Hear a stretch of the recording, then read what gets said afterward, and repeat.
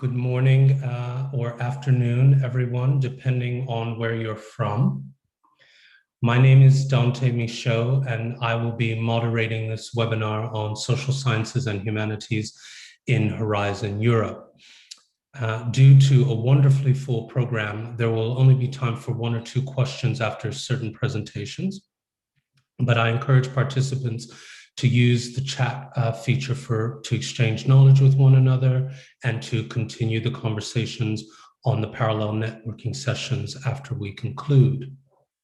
And for those of you who are not joining us via the Zoom webinar, this is also being live streamed on YouTube.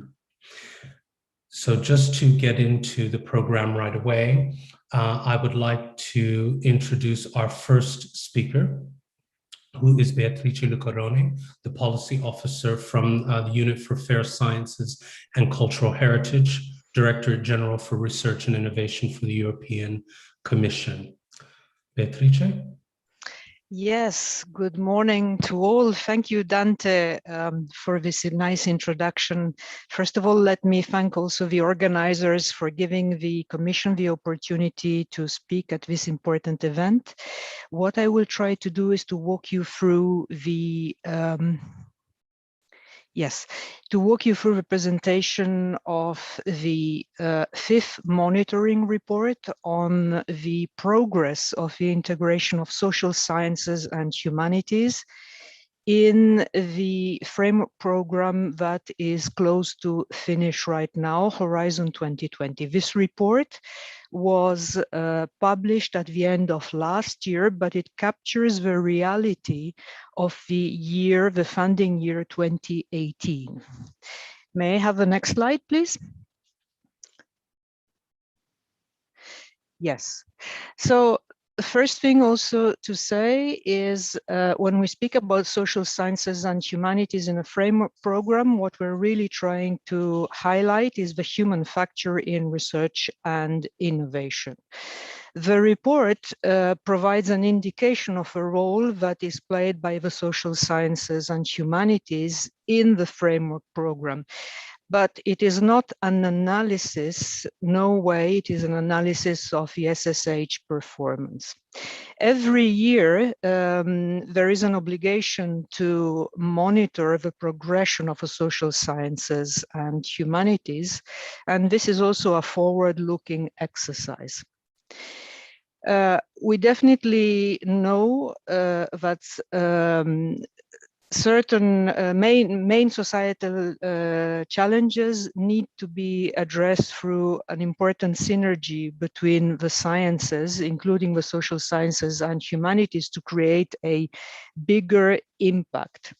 And this we see that this improved integration leads not only to stronger societal impact, but also to a more important and broader engagement of society and citizens, leading also to a better future. I think you will agree with me that the recent illustration of this is definitely the COVID-19 pandemic, with socioeconomic upheaval and significant cultural and behavioral changes that our societies are living right now. So what I would also like to highlight here is that the monitoring report attempts to assess and to analyze the integration of social sciences and humanities in Horizon 2020, but it also shows a shift from a quantitative to a more qualitative type of analysis, and we will see that in a minute. Next slide, please.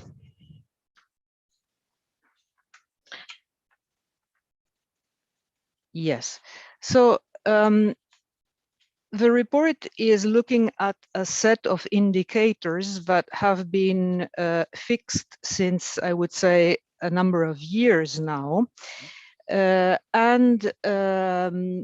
is important that to understand that this is not a perfect measurement. However, it is consistent and constant, which means that it is giving a certain type of robustness to the data that are produced and analyzed. As far as the methodology is concerned, for those of you who are curious to know how a partner is considered as SSH, or how, sorry, a project is considered as having SSH partners, I simply want to remind you that when there are more than 2/3 of the consortium partners that are from SSH, then this project counts as one. And I think it's important to remind this while we proceed with the presentation. Another thing that is important to see is at the bottom of the slide, the primary focus of the report, since it was started as a tradition, were certainly the societal challenges and the industrial leadership parts of Horizon 2020. But each year, the report is enriched with data coming from other parts of the framework program, which I think is very healthy and very interesting to see the progression there of the SSH. The last thing is to simply remind the audience that the topics for SSH are flagged in our participant portal.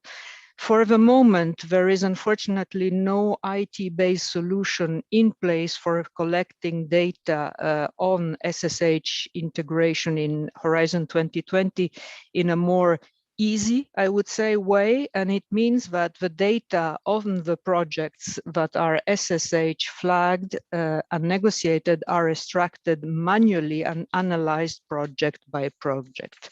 And looking at the program, I'm sure that towards the end of the program, we will hear a little bit more, maybe also from the authors of the analysis. Next slide, please. Now, on the main findings of the report. So first of all, we can see on the positive note that the number of the SSH flag topics and also of SSH participants has increased over the years of these reports. So the years are simply the starting year of Horizon 2020, that's the year 2014, until I told you 2018, the date of the 5th monitoring report. On a qualitative note, we can also say that the quality of the integration has evolved and increased. Now, we will come back to qualitative indicators. For the moment, I just told you more than 66% of partners in a consortium makes it one project for SSH. This is the quantitative one.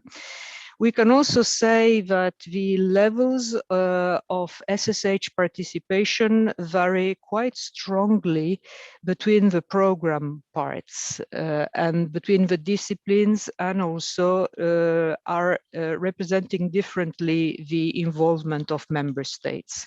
And this is an important indication because it gives us room for improving and for working in a more I would say, pointing towards a very clear objective. And finally, the participation of SSH partner is also in a way reflecting a kind of not stagnation, but a level of stability. If I may have the next slide, please.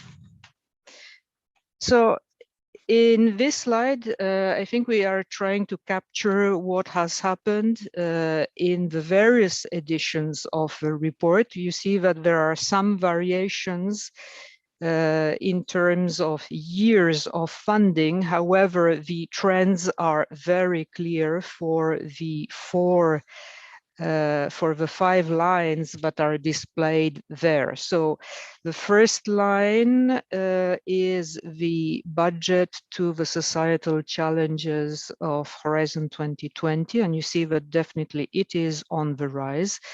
The budget for the SSH partners, after a little going down of the curve in 2016, is on the rise as well.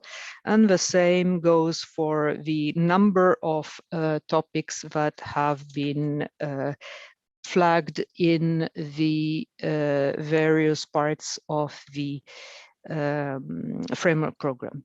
Now, I think here we can now start speaking about the quality.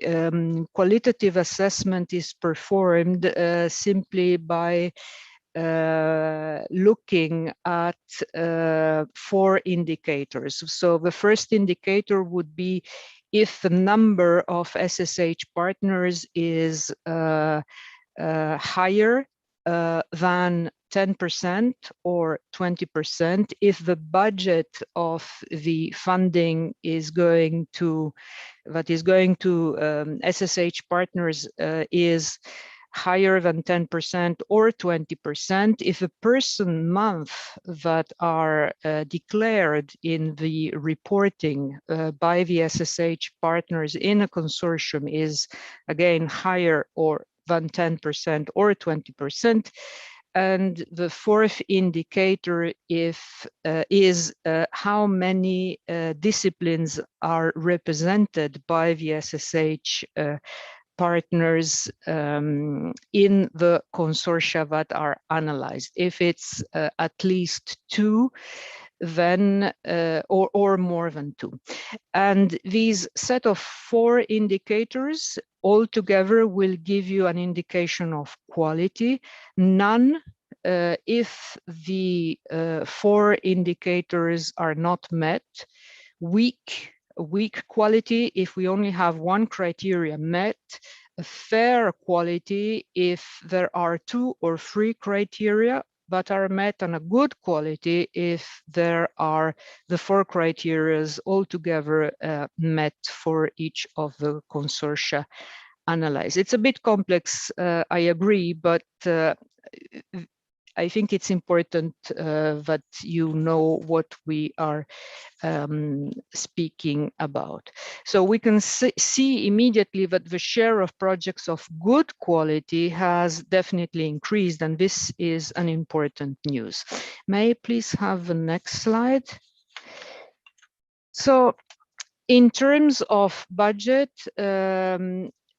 what we can see is that definitely it has been on the rise, especially if you look at 2017 and 2018. Now, we have to put things into their own natural perspective, I would say, because you well know that the framework program has been designed in a way as to a smooth start and then a full speed with increased amount of funding towards the end of the framework program. Nevertheless, what we can see is that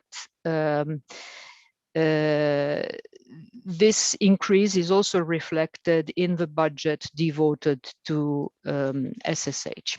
Next slide, please. But when we look at statistics and we go a little bit deeper in the various societal challenges, we see that the situation is not even. Please remember that in Horizon 2020, the social sciences and humanities are part of Societal Challenge 6. So as differently from Horizon Europe, where you will find them in Cluster 2 mostly. Societal Challenge 1, for example, is health. So you see already at a glance that indeed 100% of the projects in Societal Challenge 6 have been flagged for SSH. This is natural. That's not a discovery, I would say. However, what is surprising is that in that precise societal challenge, there are only 84% of the 100% flagged topics for SSH where the SSH partners are present. So it means also that not all the topics that are flagged for SSH result in a grant that is SSH. Now, of course, there is flexibility. There might be very good reasons explained by the applicants and considered by the evaluators why this is so. However, I think it would be important to know a little bit more about this situation. Yes, what else would I like to say about this slide? No, I think it's, for this slide, I think I'm quite happy. Then we can move, please, to the next slide. Yes, the next slide, I think, has an important adjective there, the persistent differences by scientific disciplines. Now here, what we're trying to see with this pie chart is when we speak about the 13 disciplines that are reflecting social sciences and humanities, how are they represented in the projects that are funded by the framework program? And I thought it was particularly important to highlight here that the political sciences, public administration and law, and the economics, business and marketing all together, they make up more than 50% of all the SSH partners in the project. Now, this is even more striking when one goes into another level of detail, which is looking at who is coordinating the projects that are SSH SSH not only flagged, but that contain SSH. Well, coordinators come mostly from these two categories of SSH.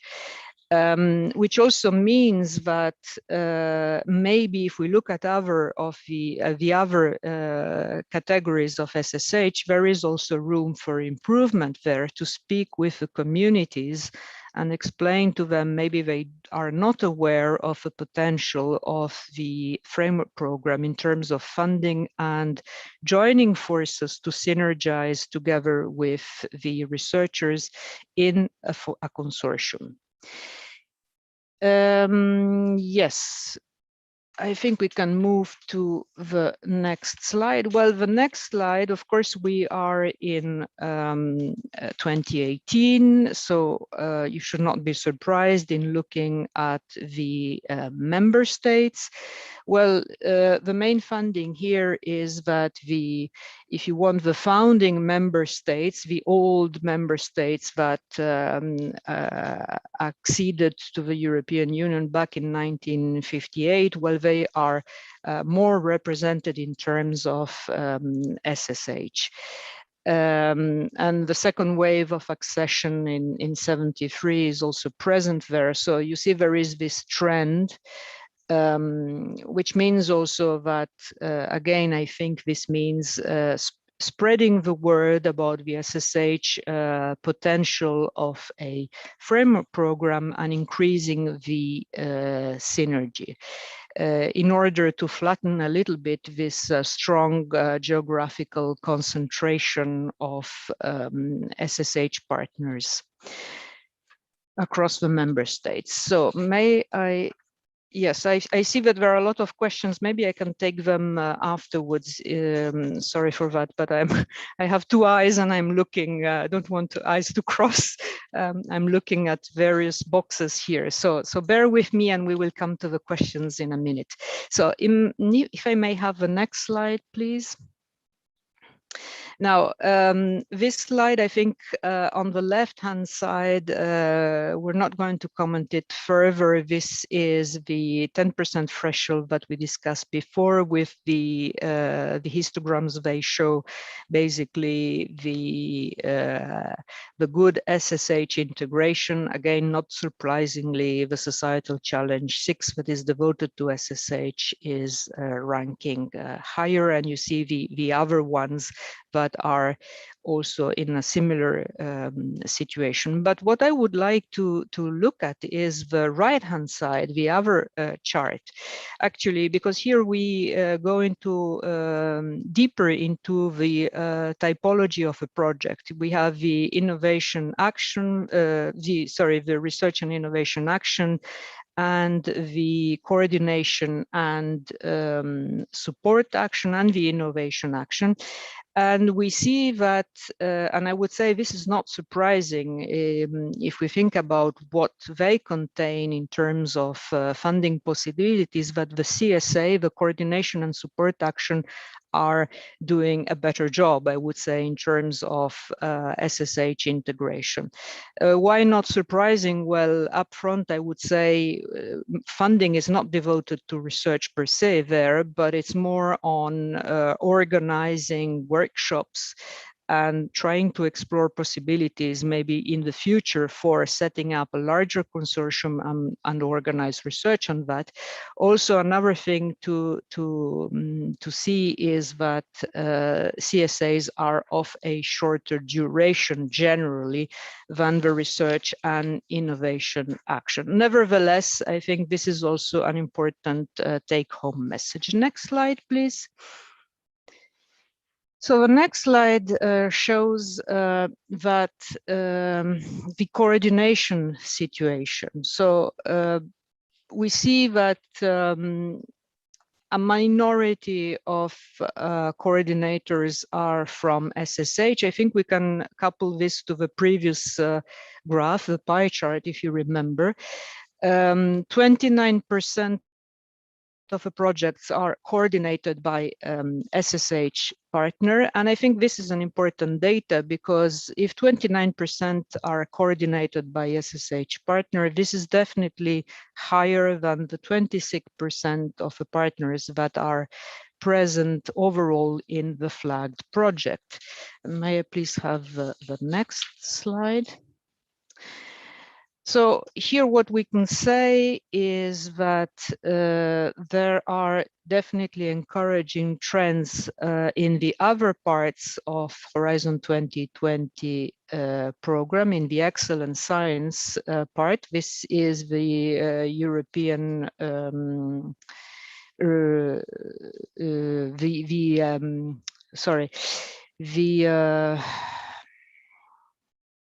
yes, this is more individual researcher, investigator driven. So these are not consortia. So I'm trying to find my word there, but I don't find them.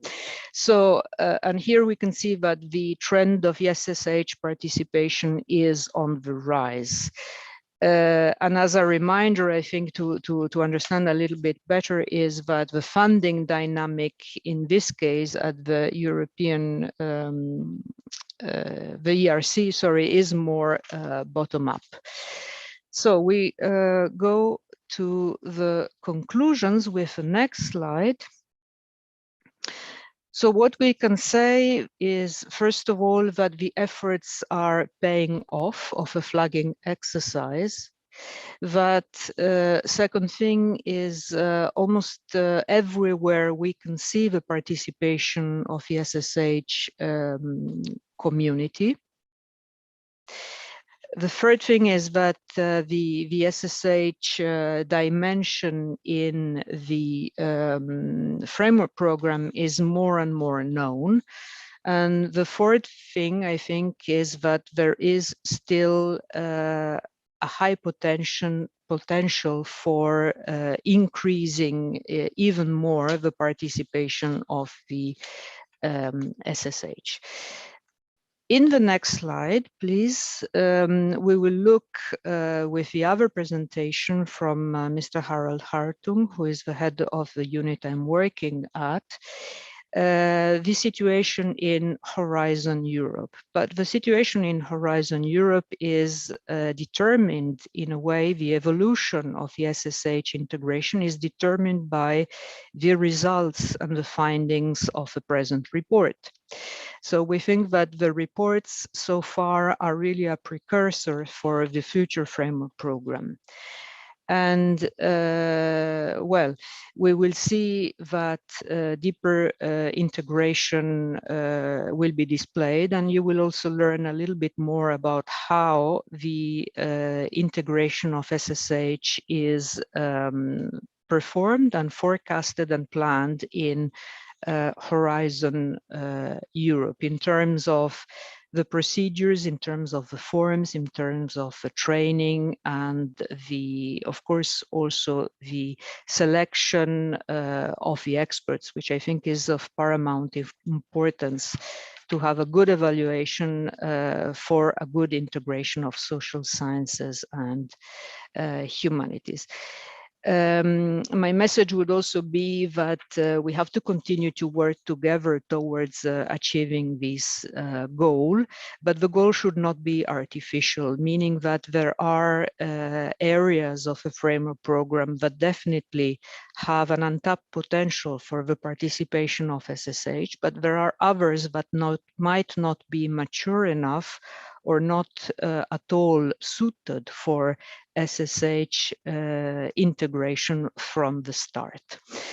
And then I would like to ask for the next slide, which is my last slide. I would like to thank you for your attention, but also, and most importantly, I would like to pay a tribute to the authors of the present report.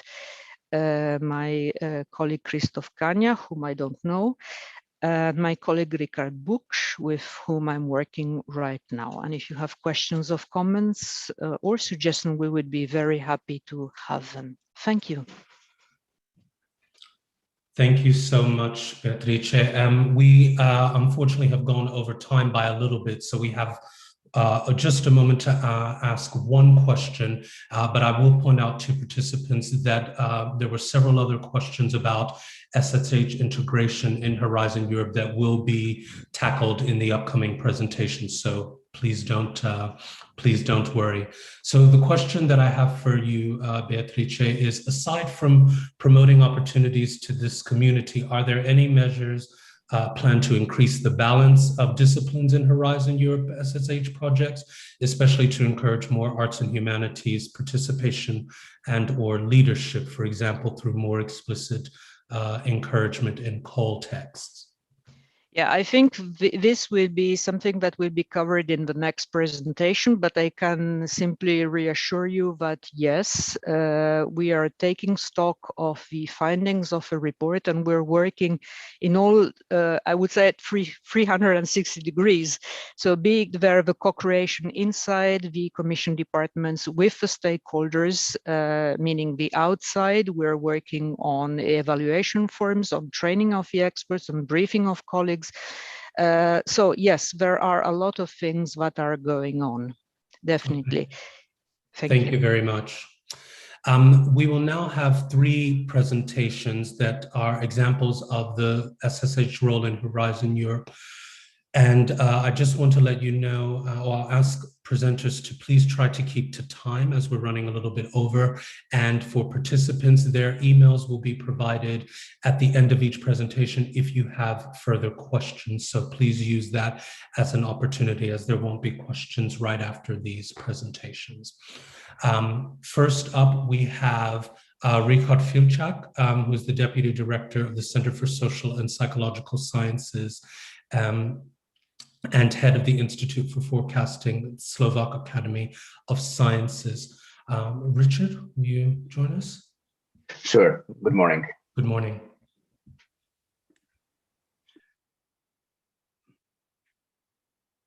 Okay, so good morning again to everybody. In my brief presentation, I will provide you with an example of a project supported through the scheme of Social Sciences and Humanities.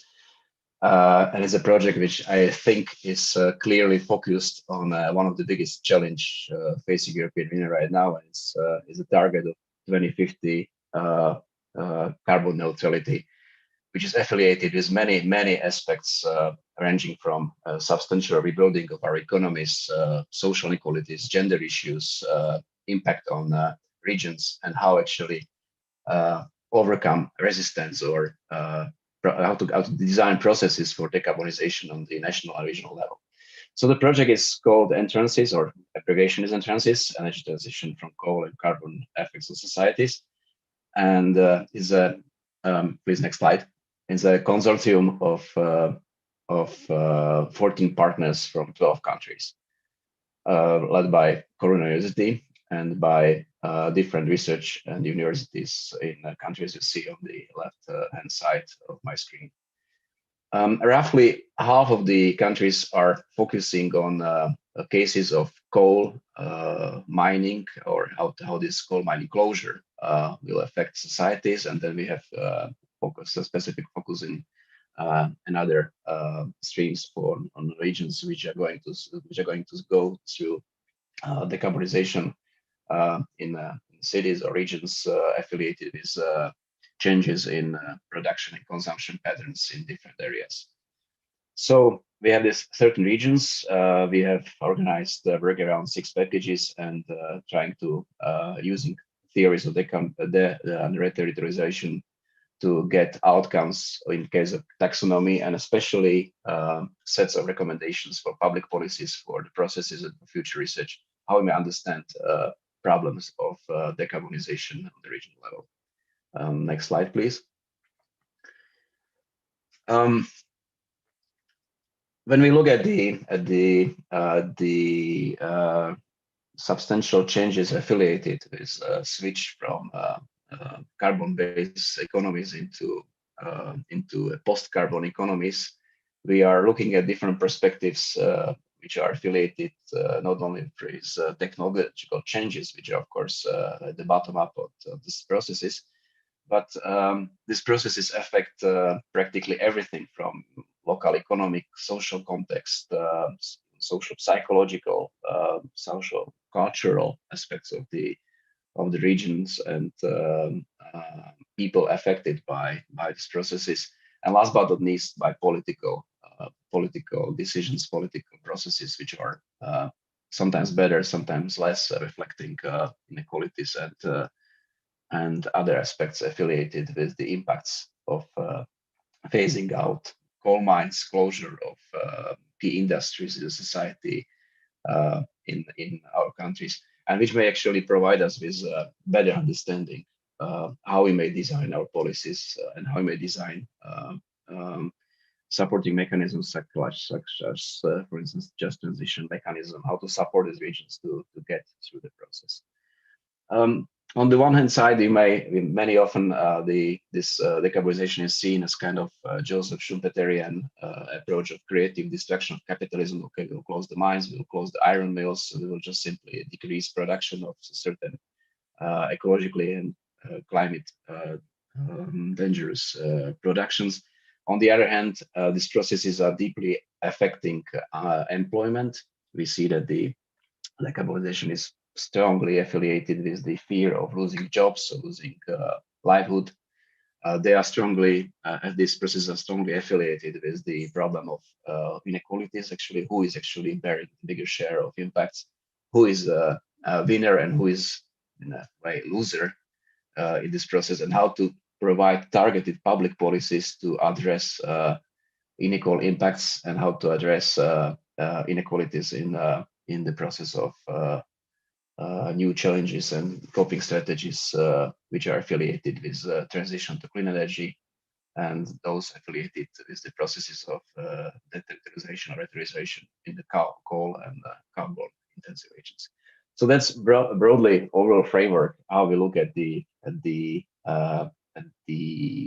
decarbonization processes at the regional level. As I said, we have 13 selected regions which provide quite broad diversity of local economic and social and political setups, from Sardinia in Italy to Norway, from coal mining regions in Romania or in Poland to regions struggling with decreasing their carbon footprint in Austria or in Germany. Next slide, please.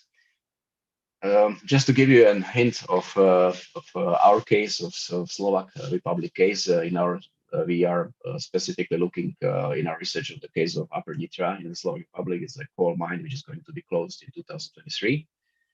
We are talking roughly about 4,000 direct jobs and roughly another 10,000 indirect jobs which are going to be lost in the next 2-3 years. And we are using the framework of this project to understand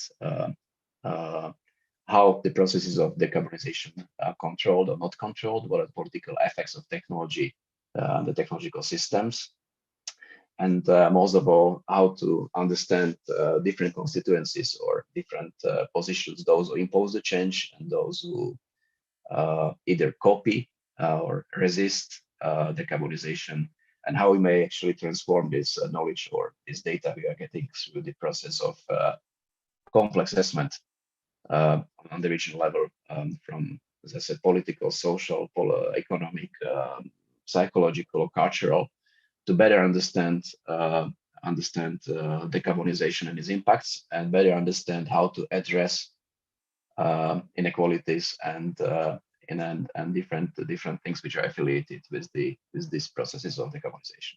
So that's roughly in a nutshell what do we do. I mean, we are in the, let's say, we start second year, so we got through the process of putting together methodology, and right now, thanks to kind of easing of the situation with COVID, we hope that we will be able to provide qualitative data from the field research over the summer and over the next autumn.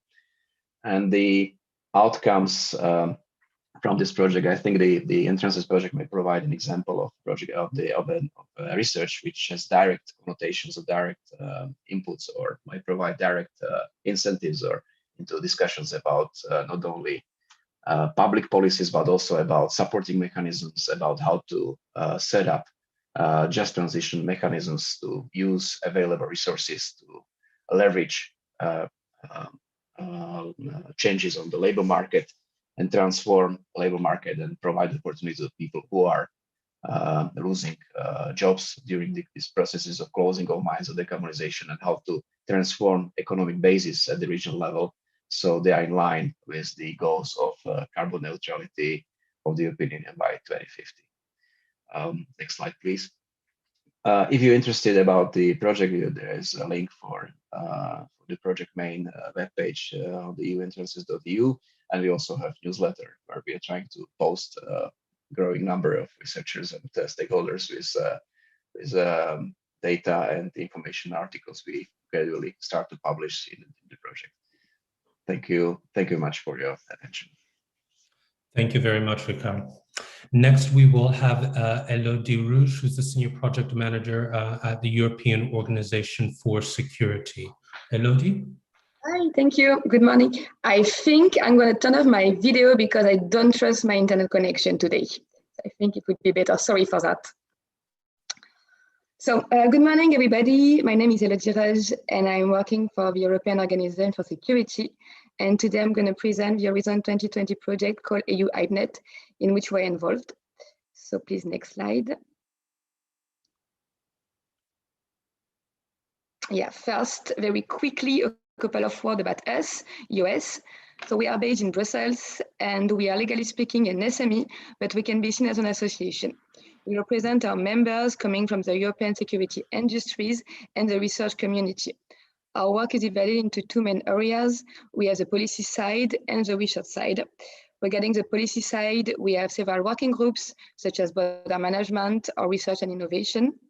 And for the research side, we are involved in several Horizon 2020 and ISF projects. And of course, we also plan to be successful with Horizon Europe. Our members are coming from 15 different countries, and they provide security research, but also solutions and services across many security domains. Within this project, EU HypeNet, we are in charge of the dissemination, communication, and exploitation activities, but we are also involved in activities dedicated to survey to technology, research, and innovation. Next slide, please. Now, a couple of words regarding the project itself. Next slide. So the consortium is made of 25 partners coming from 14 different countries. We started in May 2020, and we will end in April 2025, so 60 months. Our coordinator is Dr. Päivi Matila from Lora University. So Lora is a university based in Finland, in Helsinki, and it gives education to future professionals for security management, business management, information and communication technology, service innovation and design. Other partners include the Hybrid Center of Excellence or the School of Communication Science from the University Rey Juan Carlos from Spain. We also have KIMEA, which is a research center based in Greece, in Athens.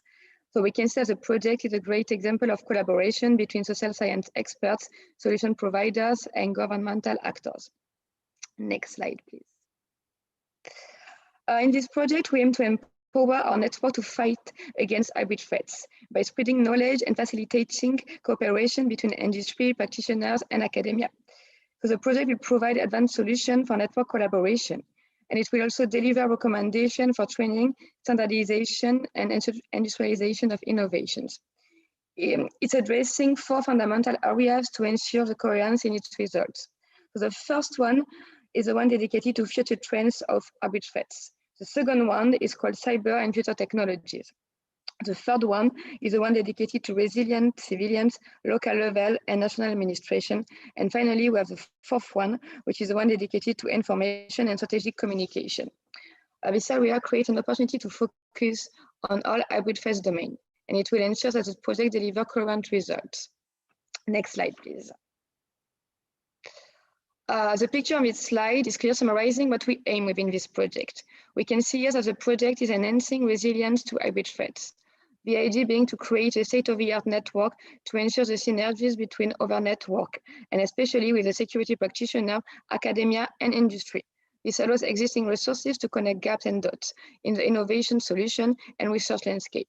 We also aim to increase awareness and capabilities established to detect hybrid threats. Accordingly, one of our partners, so Hybrid Theory, the Hybrid Center of Excellence, will continue to coordinate the network operation after the end of the project. This is one of the main goals. Next slide, please. Finally, I think it's important to say that the extension of this European network against hybrid threats is the main target. The gaps and needs related research activities in each of the 4 areas is conducted with the consortium partners and the new or potential new members of the extended network. The goal being to share expertise in the named resource field. This also represents a methodological measure of the project to expand the scope of activities. It will also increase the number of participating actors and logically empower the European network in the fight against hybrid threats. All activities are conducted in a manner that support ways of finding and attracting new actors. A principal aspect of the methodology is to provide the means for first, empowering the network, and second, facilitating activities of consortium partners and stakeholder board members in identifying potential new key actors. Plus, the project dissemination and communication activities ensure that new actors may become aware of the network activities, and by their own initiative, they may request to become members. Finally, the administration board of the project will select new members on a yearly basis. This allows for cooperation and information sharing with other network members in the coming years. Next slide. So you can follow us on our, of course, it's not indicated here, but we do have a Twitter account and LinkedIn. And if you have any question, you can contact me. You have my email address. Thank you very much. Merci beaucoup, Elodie. Next, we will have, sorry, excuse me, one moment. Next, we will have Evaldis Bruja, expert, head of the T-Sharp program, Lithuanian Cybercrime Center of Excellence for Training, Research, and Education. Evaldis, if you would please share your screen with us.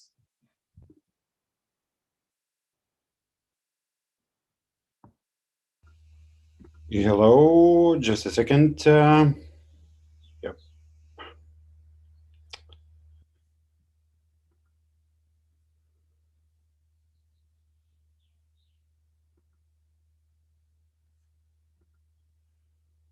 Should be working now.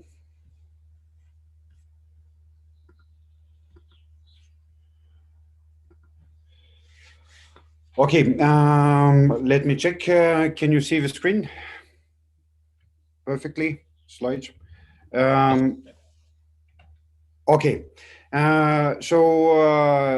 Good morning, everyone, or different times for other corners of the world.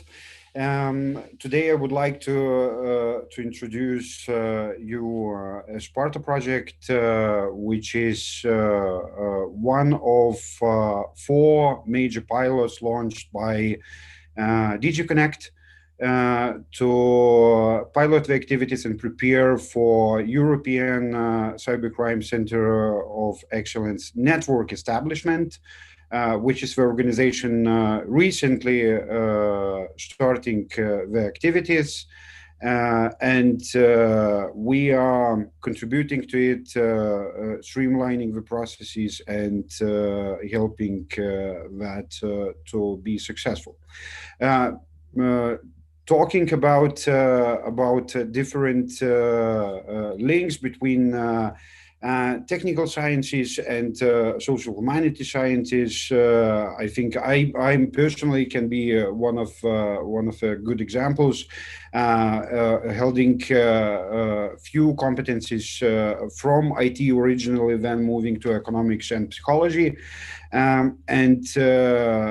This is one of the aspects what we are trying also to achieve in SPARTA, to bridge different disciplines around the cybersecurity, and to move European cybersecurity towards the future.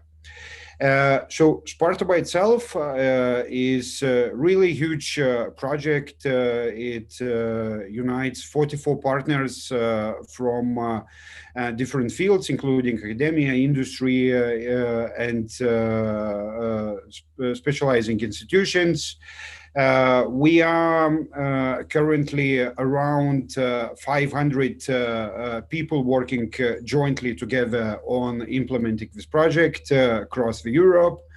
The overall SPARTA is at the heart of itself, having 4 research programs. Those I will introduce a little bit later on.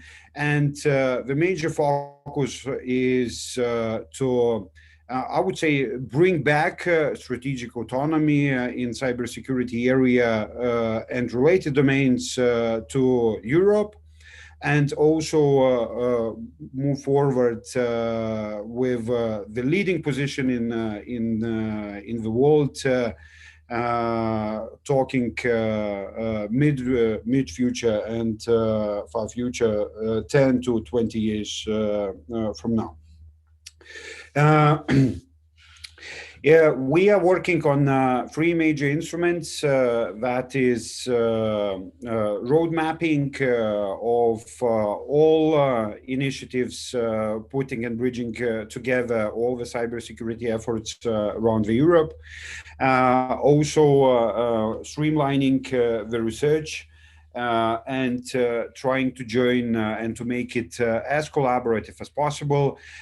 We know that individual research projects having few countries are successful, but then we are trying to put the mission-oriented research programs covering larger portion of Europe that is becoming really difficult. Another thing is also we are experimenting with governance models. As I already mentioned, project by itself, you have 500 of different participants working almost on daily basis for succeeding the deliverables and results. And it's really the question on the governance, how to make it either successful or not. At the very heart of our project, we selected 4 research programs. One is about the full spectrum situational awareness related to the cyber threats. Another is continuous assessment of polymorphous environment, and then we are talking not on the complex system, but systems of systems and systems, where we have on daily basis operational environments 24/7, and then how to ensure maintenance of such environments and security in continuous process. Another is high assurance intelligent infrastructure toolkit, which is focusing on autonomous systems and mainly targeting now on manless devices, manless vehicles, and how to bring it to the society in a secure and safe way. and also because that is the world we are living in, artificial intelligence, but from the perspective how to unbox artificial intelligence and to make it transparent and fair for overall society, for decision makers, for strategic processes, and to bring it to the citizens. As mentioned, for programs at very hard, and around it, we have a lot of soft instruments, social humanities instruments, that is including responsible innovation from ethical, legal, and societal aspects. The parallel stream that is continuing from their beginning till the very end. Also, sustainability and exploitation, how technical developments and some future-looking innovations from technical side to bring to overall society, to bring to all the decision makers, to bring to the people and institutions, and for non-technical people. How to equalize the knowledge and to assure the minimum level necessary for European cybersecurity and related overall digital market, I would say, in the way that we would get secure and safe digital environment, and also how to spread in acceptable way the information what is coming from technical developments to society as a whole. For that, we have a few programs of networking, so-called SPARTA Associates. Then we onboarding additional institutions interested to work with us. And we have almost 200 already now achieved with expanding the network. And another one, we have so-called SPARTA Friends, where we are including all interested persons, experts, and others to learn about cybersecurity, modern cybersecurity, and future cybersecurity, and also to exchange ideas and create some kind of targeted think tanks to solve particular challenges which not necessarily are technical. To talk a little bit, as it was introduced, about T-Shark, one of the programs for full spectrum situational awareness, what I am heading in the SPARTA, and to explain why technology doesn't work all the times. I would like to present a so-called threats pyramid, where on the bottom you can see the simplest attacks, as we are calling script kiddies. Then you can Google a little bit about the scripts to hack some system, download the script, apply, and typically it works for simple environments. And then moving up, we are going to more and more complicated and sophisticated attacks on operations. And at very top of it, we have so-called full spectrum, high caliber attacks, long-term attacks. Those are not really, or I would say even quite often, state-backed by some actors, and in order to prevent them or to avoid such situations, we need also multi-level preparedness and monitoring and situational awareness. And it's not about protecting the technical perimeter.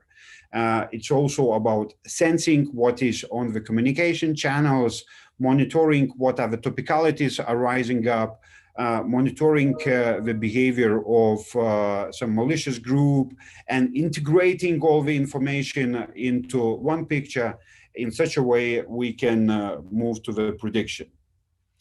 And to progress with that, we came up that we will be developing integrated methodology that also addressing organizational, regulatory aspects. And because now we already 2 years past, I can say that technical part was easy. much more difficult is process organization, regulatory parts. And if we have still some questions related to cybersecurity and cybercrime investigation regulations, if to move to predictive part where we only forecast that we have some troubles coming up in next few days or next future, and to put the legal basis for lawful interception in such situations, that is really an issue. And we have been conducting explicit analysis on across the Europe of information, disinformation, predictive actions by law enforcement agencies, for national security agencies. And it's not homogeneous, and I would say undeveloped. So we will keep doing it, and I would like encourage all the social and humanity experts to join technical programs, because your expertise is really necessary. Thank Sorry you for so taking much, a little bit more Aldis. time. Thank you. Next, we will have Mr. Harald Hartung, who is joining us to speak more about the SSH integration under Horizon Europe. He is the head of the Fair Societies and Cultural Heritage Unit, Directorate-General for Research and Innovation at the European Commission. Harald? Well, thanks very much, Dante. I hope you can hear me.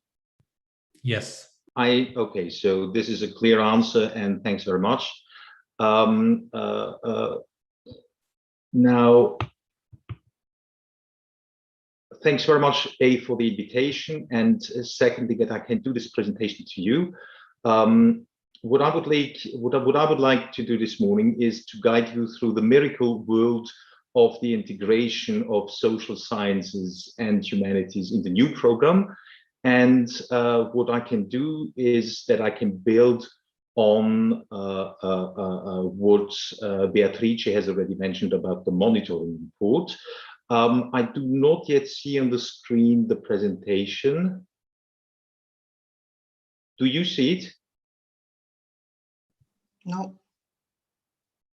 So if I could ask the colleagues to...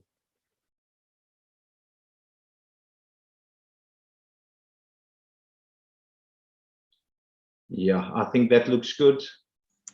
There is reason for hope.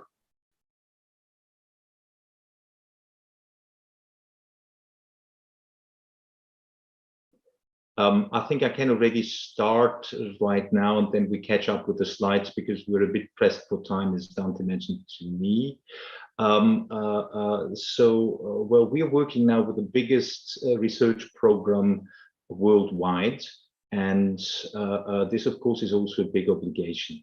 In this research program, we've got a bottom-up approach with the European Research Center, and we've got wonderful, thank you very much. We can already move to slide number 3. Yes, so you can see pillar number 1, bottom-up research, where there is no prescriptions. Pillar number 2, where we've got global challenges to which we want to find solutions, which is a top-down approach. And the third pillar is to really bring about innovation. I know that all of you know this slide by heart, but I think it's quite good for the warming up. Next slide, please. What we will do in Horizon Europe is that we will follow a similar approach as with Horizon 2020, but we want to improve our shortfalls. The similar approach is that we will have one center of gravity for social sciences and humanities. In this case, is cluster number 2 on culture, creativity, and inclusive societies. This is the follow-up of cluster number of societal challenge number 6 of the previous program. And in addition to that, we will have an effective integration of social sciences, not only in all clusters, but also in the partnerships and in the missions. Next slide, please. What we want to do in the new program is to follow a more human-centric approach. we have realized that not only that only technical solutions will not make it, and I thank very much my pre-speaker for his last sentence. This is really the best bridge he could build to the subject I'm dealing with. Very many thanks.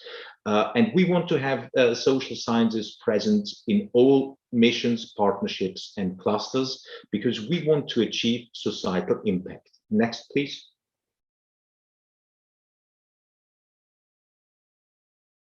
Now, we don't start from scratch, and we want to build on what works out well, and we want to then to improve the things where we need to still work on. Now, SSH as a cross-cutting discipline will remain a new program. The flagging of SSH has proved to be quite useful, and also the monitoring is for us a tool to really see how it works and also what the shortfalls are. What we want to do new in the program is that we want to follow a more holistic approach throughout the whole life cycle of a call. We want to be more explicit, that is to say, we want to make sure that where we want to have SSH in it, it's also in, and we want to evaluate this to make sure that we get the proof of this. Next. Now, there is a big challenge, and all the ones who have submitted proposals in Horizon 2020 know what I'm speaking about, namely our horizontal issues. We've got in Horizon 2020, we've got 11 horizontal issues, which all are useful, but sometimes can turn into a nightmare. Because if you have to observe all these horizontal issues, then there is a risk that you might lose focus of what the essence of your project is. And therefore, we have to find a solution. And what we do is that we do not force each and every project to have SSH in it, but we want to pre-identify the topics where it makes sense.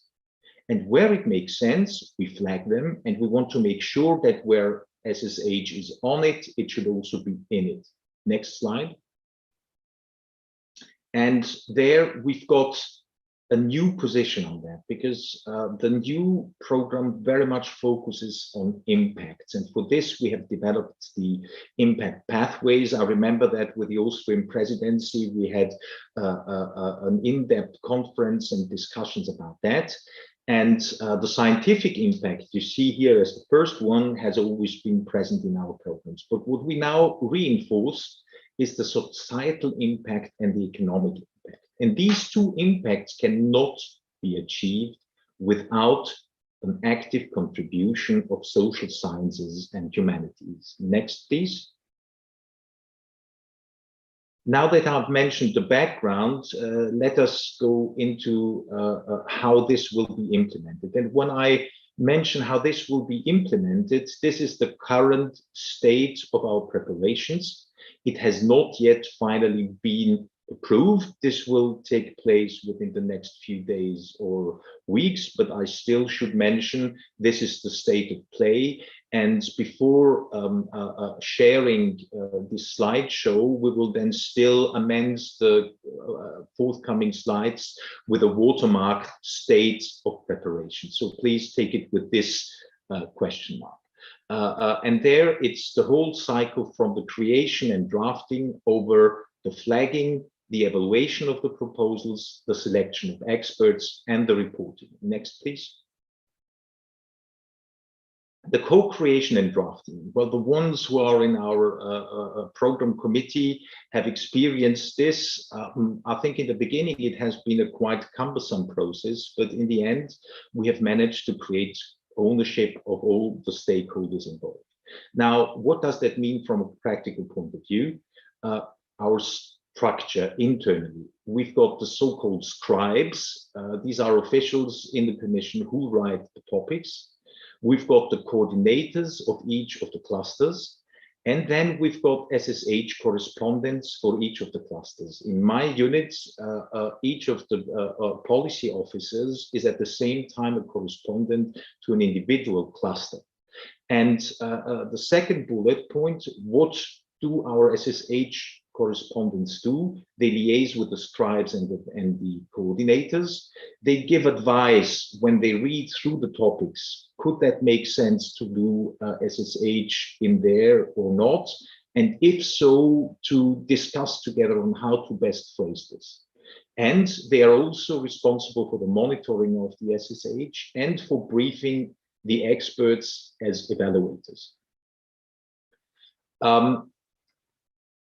When writing the topics, there are guidance, there is a guidebook for the scribes, and one part of this guidebook deals with how to integrate SSH in an SSH relevant project. So this, in addition to the liaison or to the correspondence, there is also something in writing for these colleagues. And last bullet point, we have tried that in topics which are relevant to SSH, we specifically want to mention it in the text for the very simple reason that people not always look at the flagging or at the introduction to a call.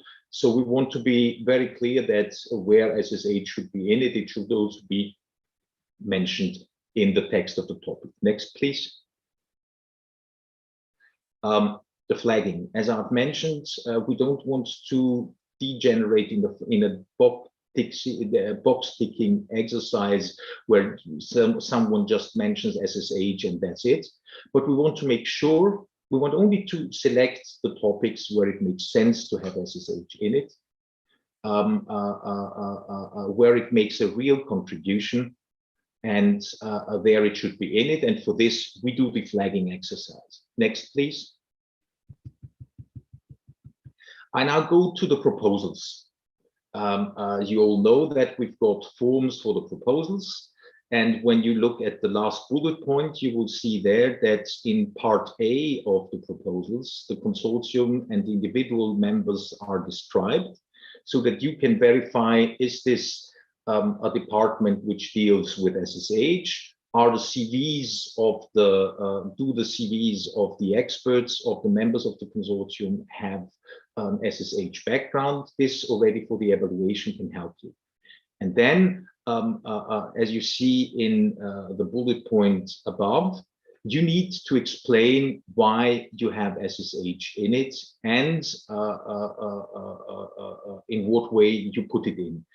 You will see the last part of the sentence that you need also to give a good justification if SSH is not in an SSH flag project. There we had some discussions about the sentence, but okay, this has been a compromise solution. Next slide, please. Yeah, there I wanted to really recall to you the text here in this orange box. When the integration of SSH is required, applicants have to show the role of this discipline or provide a justification or not. A proposal without a sufficient contribution of SSH research and competence will receive lower evaluation score. And by this, we make sure that this is also reflected in the scores. Next slide, please. You see, we've got three evaluation criteria. They have not changed as compared to the previous program. SSH is not an evaluation criterion in itself, but in two of the three evaluation criteria, there are aspects to be taken into account where SSH is mentioned specifically, and I will show you what it looks like. Next, please. Another minute, please. Okay, I speed up. Thanks, Dante. Here you see the last bullet point. They are for topics indicating the need for the integration, social science and humanity. They will check, has this been properly addressed? Next slide. As far as the quality of the implementation is concerned, there you see the composition of the consortium. Is there sufficient SSH in it? Next slide. Sorry, I'm speeding up a little bit. Evaluators. This has been one of our big problems in the past, that we did not have a sufficient number of SSH evaluators, and very often SSH evaluators did not evaluate, or people who had no background in SSH did evaluate SSH projects. So at least we need to have some expertise in this. Therefore, we will have a close look at the profiles. There we will be much more strict with the selection of evaluators for the projects. And thirdly, we must make sure that before the evaluation, we will do a proper briefing that they also take into consideration the SSH aspects. And in the regulation, there is a specific mentioning now of this. There should be a sufficient number of independent external experts from the field of SSH in expert committees and then evaluation panels. So we've also got a legal justification for it. Next. Reporting. There are two reports normally you should hand in with a project, a midterm and a final report. With this reporting, we have specific sections for SSH to make sure that if you have promised to have SSH in it, you should also justify how you have done it so that we can verify if what you've promised is also being done. Next. I'm now coming to the end. Now the takeaways. We can prepare the grounds, but it does not work if the SSH community itself does not take a proactive approach. Therefore, please take a proactive approach. Secondly, foster a transdisciplinary approach in your university. If it does not work in your university, it will be very difficult to make it work at the European level. Screen the SSH flagged topics in the work program to see where you could see an entry point for yourself, and participate in matching events the NCPs organize in order to proactively get into a consortium. And what is important, don't say you must have SSH in it, but explain to them why it is essential that you are in. You must explain this, you must convince the others, they don't wait for you. And to make sure that things work out, please become evaluators in this process, because this will help us in the evaluation that it is also in. And now I come to the last slide. The conclusion. We've got challenges we never had before and profound societal transformations. And I think this is the best situation for SSH to come in. I just mentioned COVID, where we've now got really a big new field of activities. Take this opportunity. And I thank you very much for your attention, and I'm very happy to take your questions. Thanks, and I hand back to Dante. Thank you very much, Harold. And yes, we are cognizant that people would have liked you to have more time to give your presentation, but we asked you to speed up so that you can in fact answer some of their questions, of which there are many. So I hope that in your answering, you're able to cover all the topics that have been brought up. The first question that we have is, what are the collaboration opportunities for SSH researchers from non-EU countries? A very good question. Secondly, it's not a specific solution linked to SSH participation. The collaboration of scientists from third countries is being settled in an overall way for the entire program, and it's Article 22.5 of the regulation. And I can tell you that we are still in discussions on how to settle this. This is one of the big issues, and maybe also one of the issues why the work program has not been adopted at the point in time we thought it should be adopted. This is still the general discussion which is going on, but there is no specific solution for SSH. The solution of participation of institutions from third countries will be the same throughout the program. Thank you. The next question we have is, what does the flagged topics where it makes sense means? Isn't SSH relevant to all the topics? frankly speaking, we have to be realistic.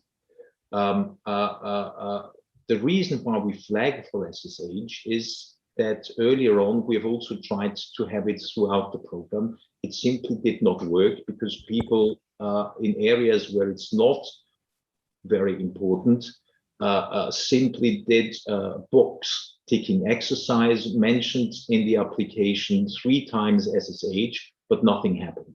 So therefore, let's focus on the essentials and there make sure that it is in it.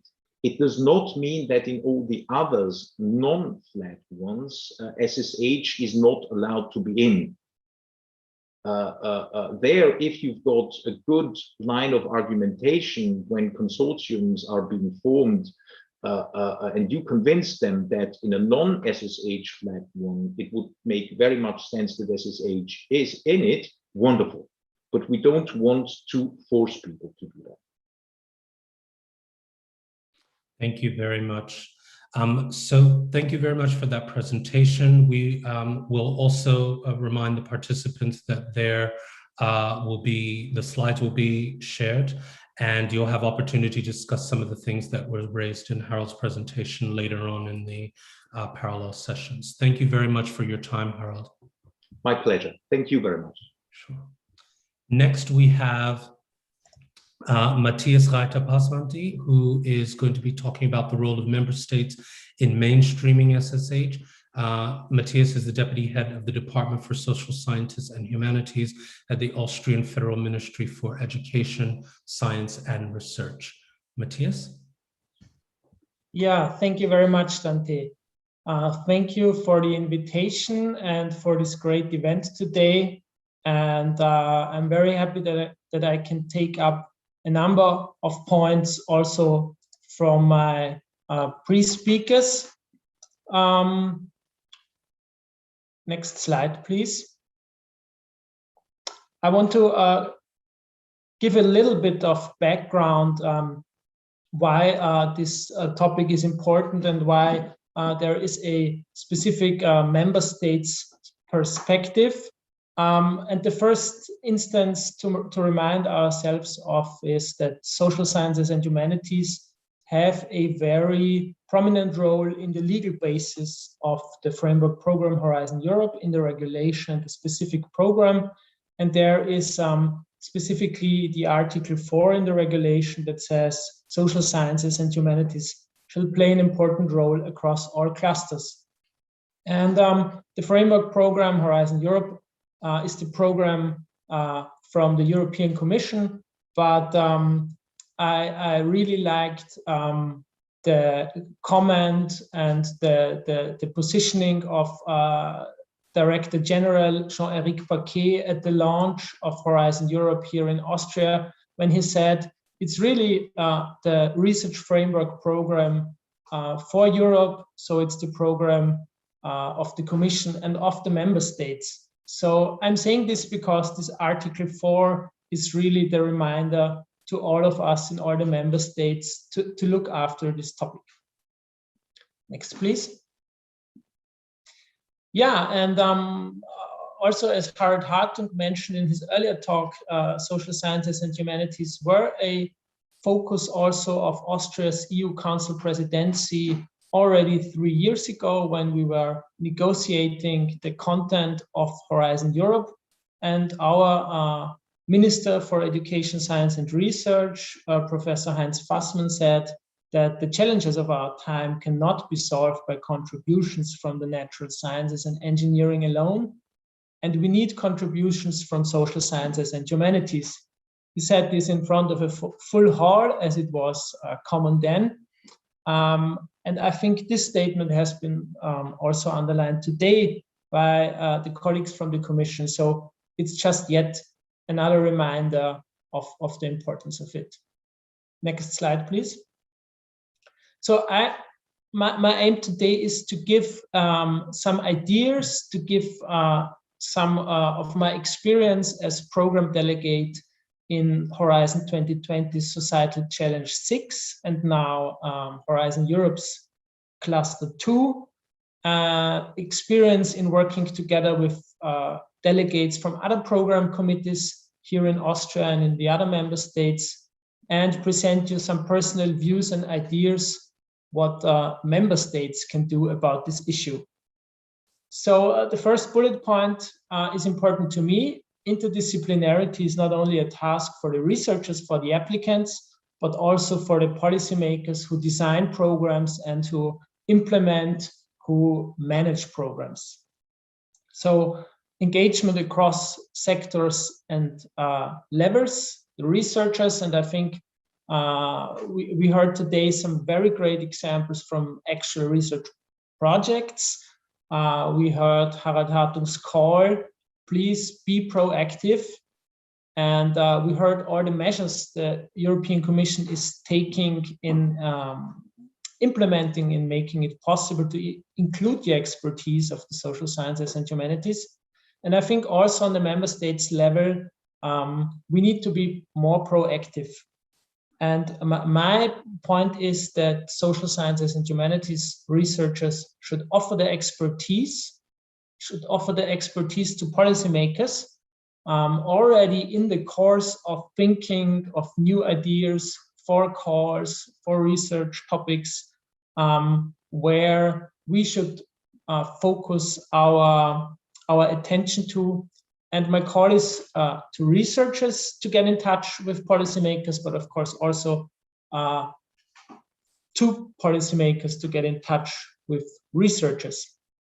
And I think this is also an important issue for our specific community here, as in some instances, my personal experience was that social sciences and humanities researchers are sometimes reluctant, are sometimes shy to do this.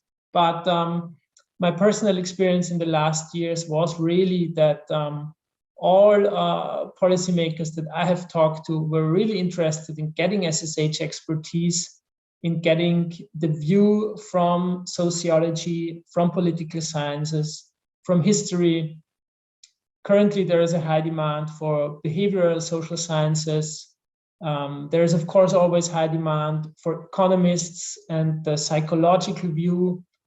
There is demand, and we have seen this, for instance, in the Green Deal calls for the view from lifestyles, social inequality, and today it has already been mentioned in the chat as well, cultural aspects and design. So I could go on, and there are so many fields where people from the natural sciences and from engineering look for social sciences and humanities expertise.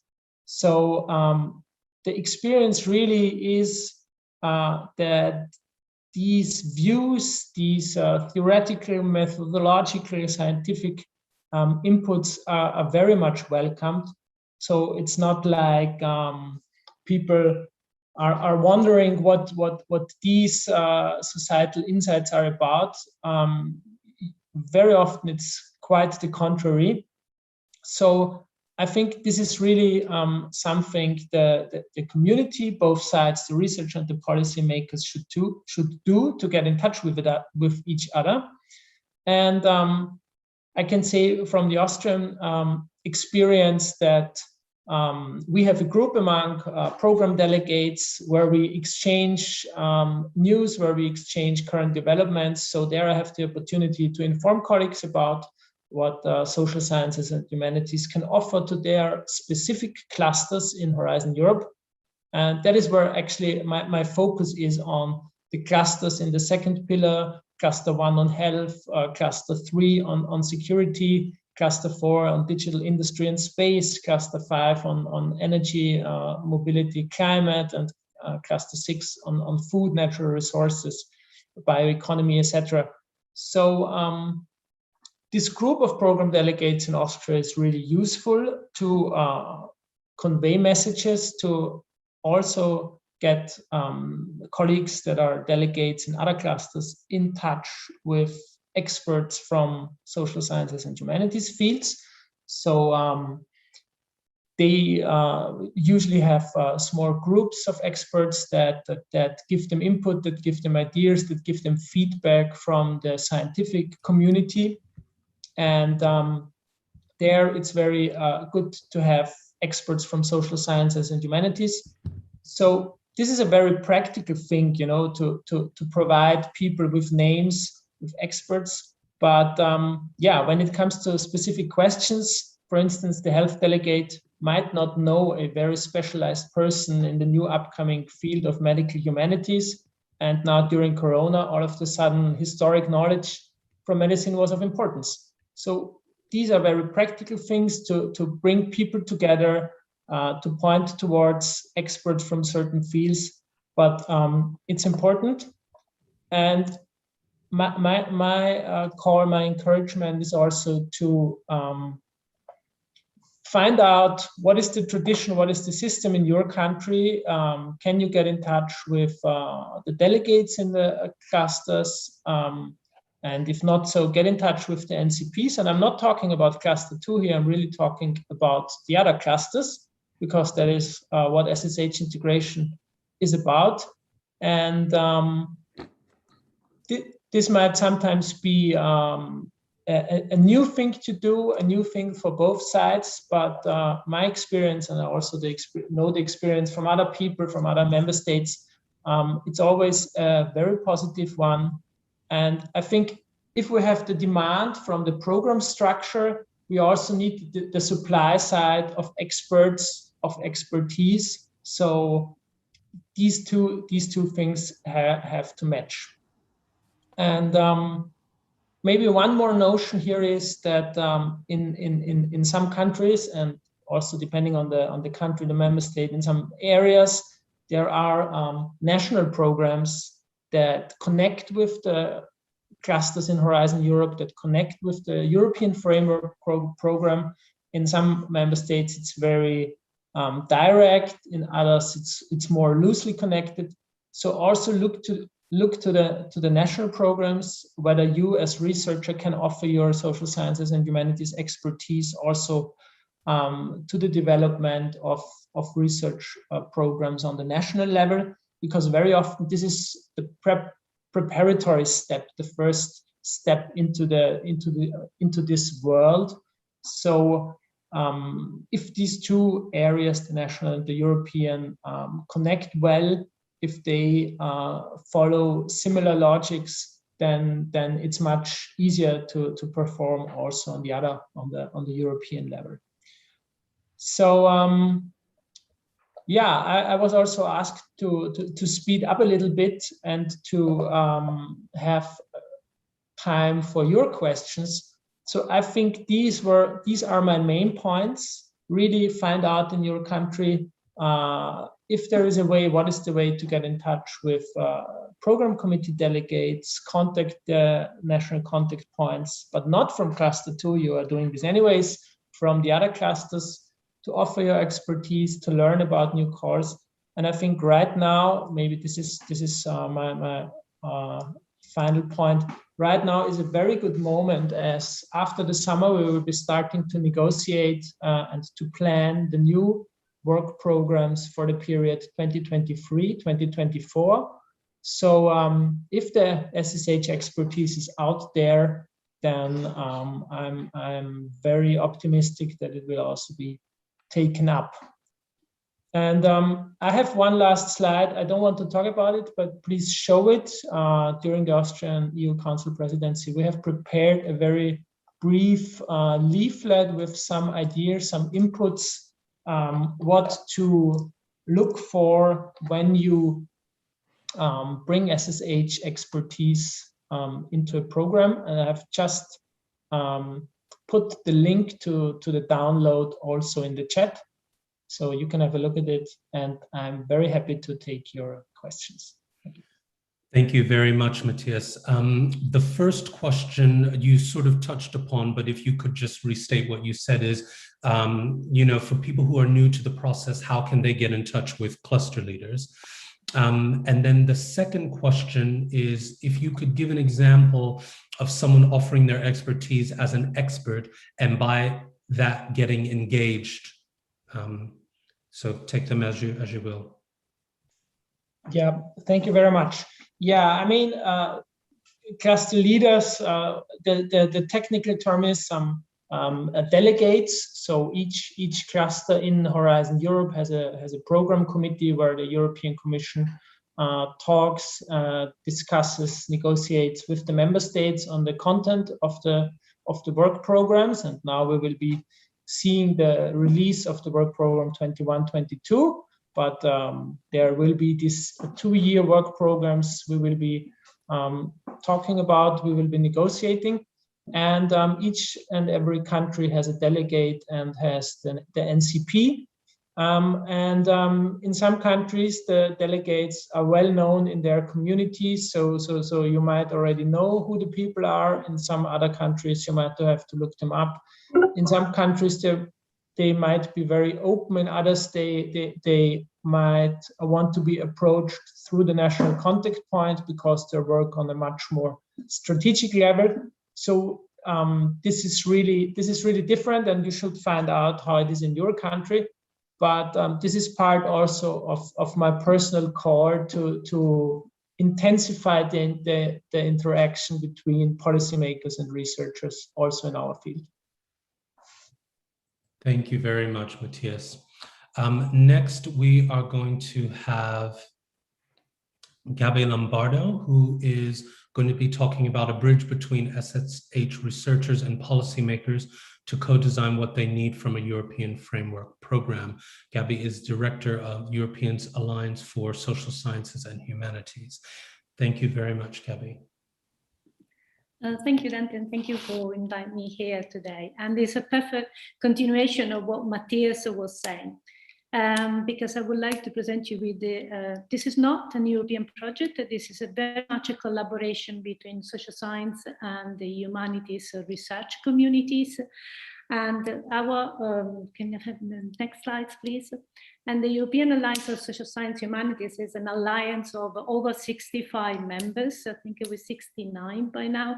And it's a combination of both university, not necessarily just the faculties of social science and humanities, but the whole university like NTNU, which is a University of Science and Technology in Norway, and also some European-wide disciplinary associations and a large umbrella organization of research centers like EEST, for example, or the Irish Humanities Alliance. Next slide, please.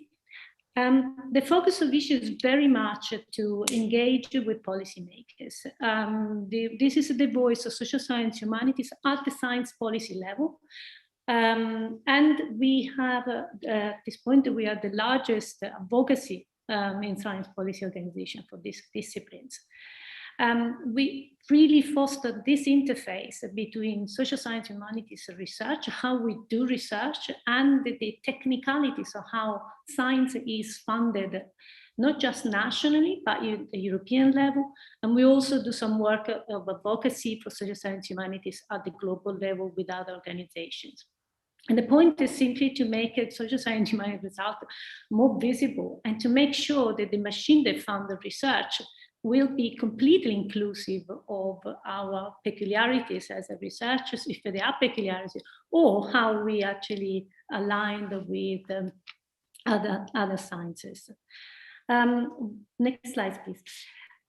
What do? We really focus on make sure the policymakers' message is, for the message for the policymakers is that they need to invest in a long-term sustainability of the disciplines, all the disciplines, as well as understanding that from the discipline we can do a better work in terms of interdisciplinarity and transdisciplinarity, but also at the national level in particular, not to be blind but just the policy pressure, because we never know where the research we need will come from.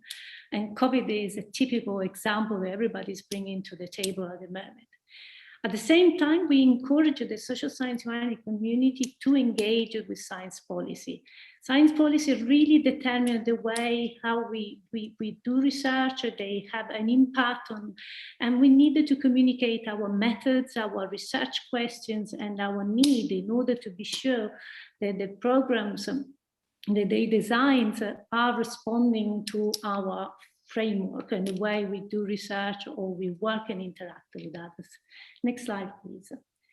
Why do we have to engage with science policy? But because basically, particularly in our disciplines, all the funding comes from public funding. And so we really need to engage with public funding organizations in order to be sure that there is a system which is conducive and fertile for our contributions. And that's what we do. We actually, as SSH, we talk to people like Matthias in national ministries. We talk to representatives of science counselors here in Brussels, of different member states, particularly in time of negotiation of the budget, we've been particularly active. We also engage with the private sector. We had a number of connections with private foundations, which are again major funders for humanities and social sciences. And this is particularly important. Next slide, please. And of course, the European focus, the engagement with European institutions has been the crucial point of the work that we've been doing. What we've been doing is not, though, to focus on which part of the Horizon Europe will foster. We need to invest more in poverty or invest more in this discipline or other discipline. We really focus on the technicalities. Harald very well nicely explained some of the changes that happen in Horizon Europe. For example, the change in evaluations, where Micheaux was the first one to point out that the evaluation in Horizon 2020 were actually discriminating to an extent towards our disciplines because we did not have enough evaluator from social science humanities expertise. So it's really important to understand how the machine works and to be sure that we can gather together to have a single voice and to express some very technical points sometimes in the way how programs for funding for social science humanities should be designed. Next, please. Why being such a large alliance? Because this allowed us to sit at the table with lots of other colorful little men, as you see in this slide. It's really important that we sit at the table and we discuss with our perspectives. Next slide, please. And the tables available are very large. So at the moment, for example, a major priority at the European level in science policy had the European research area, the higher education area, this international collaboration and the integration between social science humanities in Horizon Europe. We've been talking about other major issue of science policy like open science, how this can support our community as well. So we're part of the expert group for open science and the European cloud. And we bring to the table new things. So at the moment we are proposing to create a social platform which will engage our community in designing some very crucial future topics for research and innovation. Next slide, please. Why is important? What this is, as I said earlier, is really important that we engage at all levels of the design of the process of design of such as funding programs. And more interesting to do on several tables, as I was saying, so not just interact with the European institutions, which we do on a regular basis, but also with the individual member states who determined a lot of the overall framework program. And we also needed to be present. The voice of social science humanity must be present when other issues are discussed. So, for example, as I was saying, in the European research areas, we are gathering with other associations at the moment to put an accent and to put an attention on crucial issues like fundamental research, which in the previous draft of the new research areas pact was not so clear, or to put more emphasis on the fact that member states really should commit with a specific amount of money, reach the famous 3% of GDP investment in research and innovation. So we actually can work with others in battle things that concern fundamental research, which for us is particularly important, as well as create bridges and the better understanding and visibility of what the social science humanities research brings to the table. Next slide, please. And I have my conclusive in slides because time is quite short, I've been told. And it's important that the SSH integration is not just an issue for Horizon Europe. It is very much an issue that starts permeating all the other countries. The strategy for science and technology. So I had a recent discussions with, for example, the Japanese Research Council or the South African Research Council. I'm part of a platform which has been set up by a publisher to discuss advocacy for social science humanities across Canada, US, South America, Europe, and Asia. And it's really important that we engage with the other community, or we are to make it clear and understanding what are the parameters they are supporting the integration of social science humanities. Again, there are big changes. The new narrative of Sustainable Development Goals is bringing back to the table concept of cultural principle and values. And it's really important that we do not forget the humanities and social science had a big part to play. And I just want to sort of echo Matthias in saying, as a research community, don't be shy from science policy, engage with it, engage at the personal level, becoming an evaluator, participating in the programs, and as an institution, get in touch with us if you wish, and to coordinate some common positions. And I close here. Thank you very much. And I can expand more on questions. Thank you. Thank you very much, Capi. At the moment, there aren't any questions, and we are 21 minutes ahead of behind schedule. So I would like to give people just 2 minutes for a comfort break, turn off your camera, stand, stretch, maybe go to your facilities. And when we come back and we have the second half, I'm just going to ask all of the speakers, because we are over time, if you would try to be much briefer in your presentations. That way we do get some time for questions, and we can also maximize the time in the networking events at the end of the event. So just 2 minutes, please, and we will begin with the second part.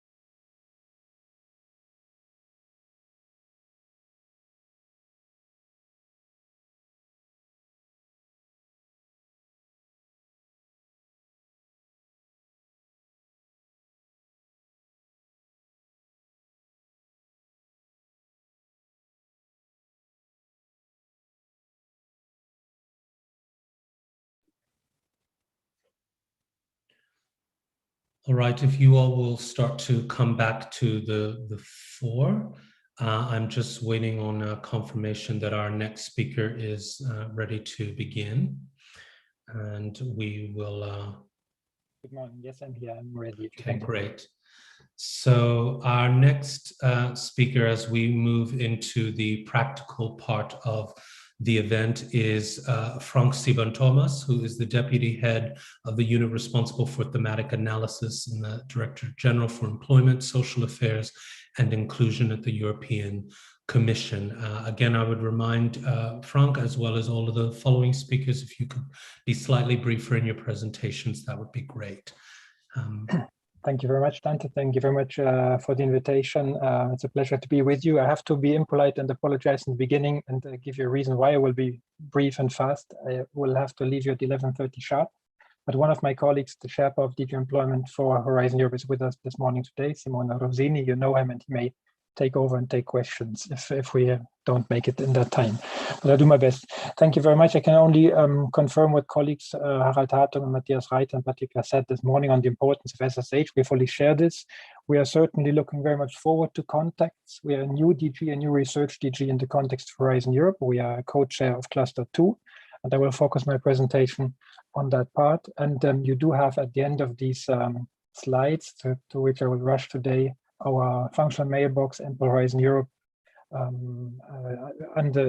We are behind this email address, and we are happy to be in contact. So certainly don't be shy, and we also hope to have in the future increased resources on our site, which also can help us engage in this dialogue.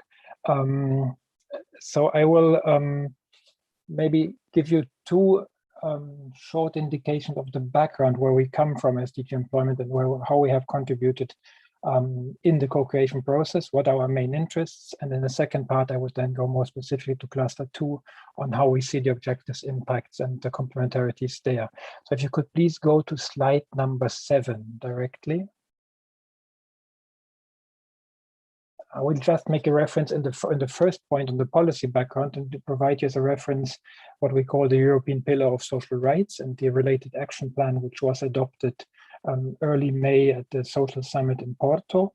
I'm mentioning this because this European Pillar of Social Rights action plan is our, as we call it, social roadmap or main action plan for policies, for all our setting targets, defining indicators, laying out the political commitments to which it relates, to which our policies in the employment social field, skill-related issues, etc. relate, lays out that agenda for the let's say decade to come, basically.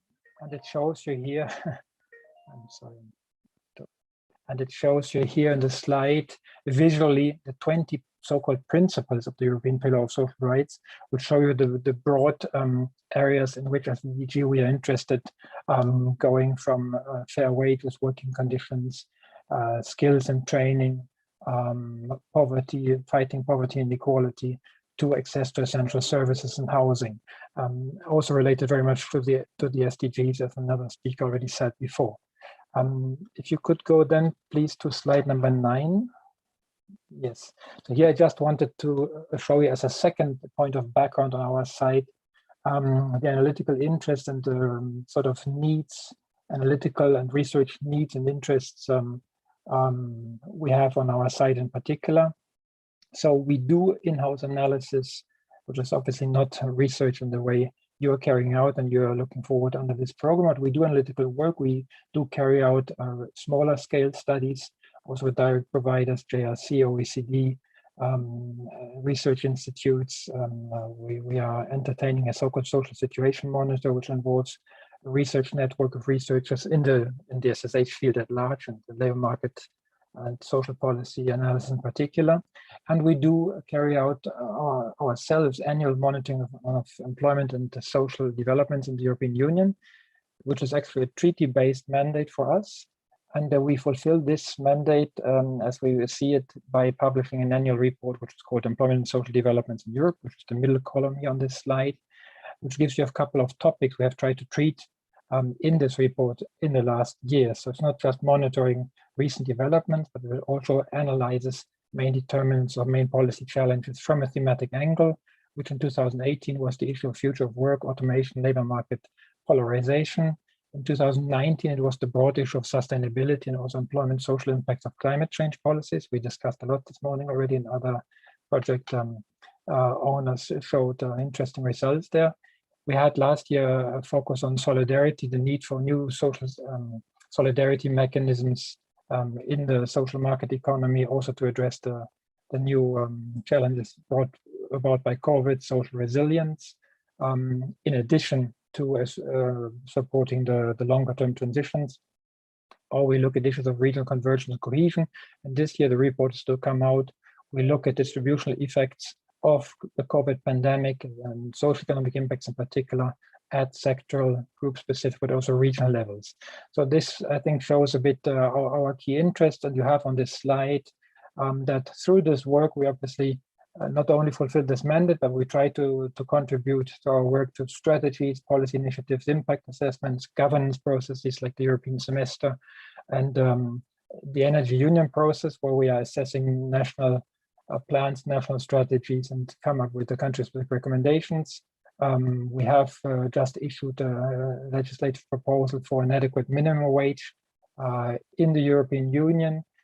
There's work going on the child guarantee, on the working conditions in the platform economy, etc. All of this needs serious underpinning, evidence-based underpinning, which we do. And in the right column, you see sort of a couple of more technical related issues, data related issues, which also involve research infrastructures developed under Horizon, like the EEST or Eric Share, but also other data sets. We do data collections ourselves, do modeling work on distributional impacts of the transitions we spoke about.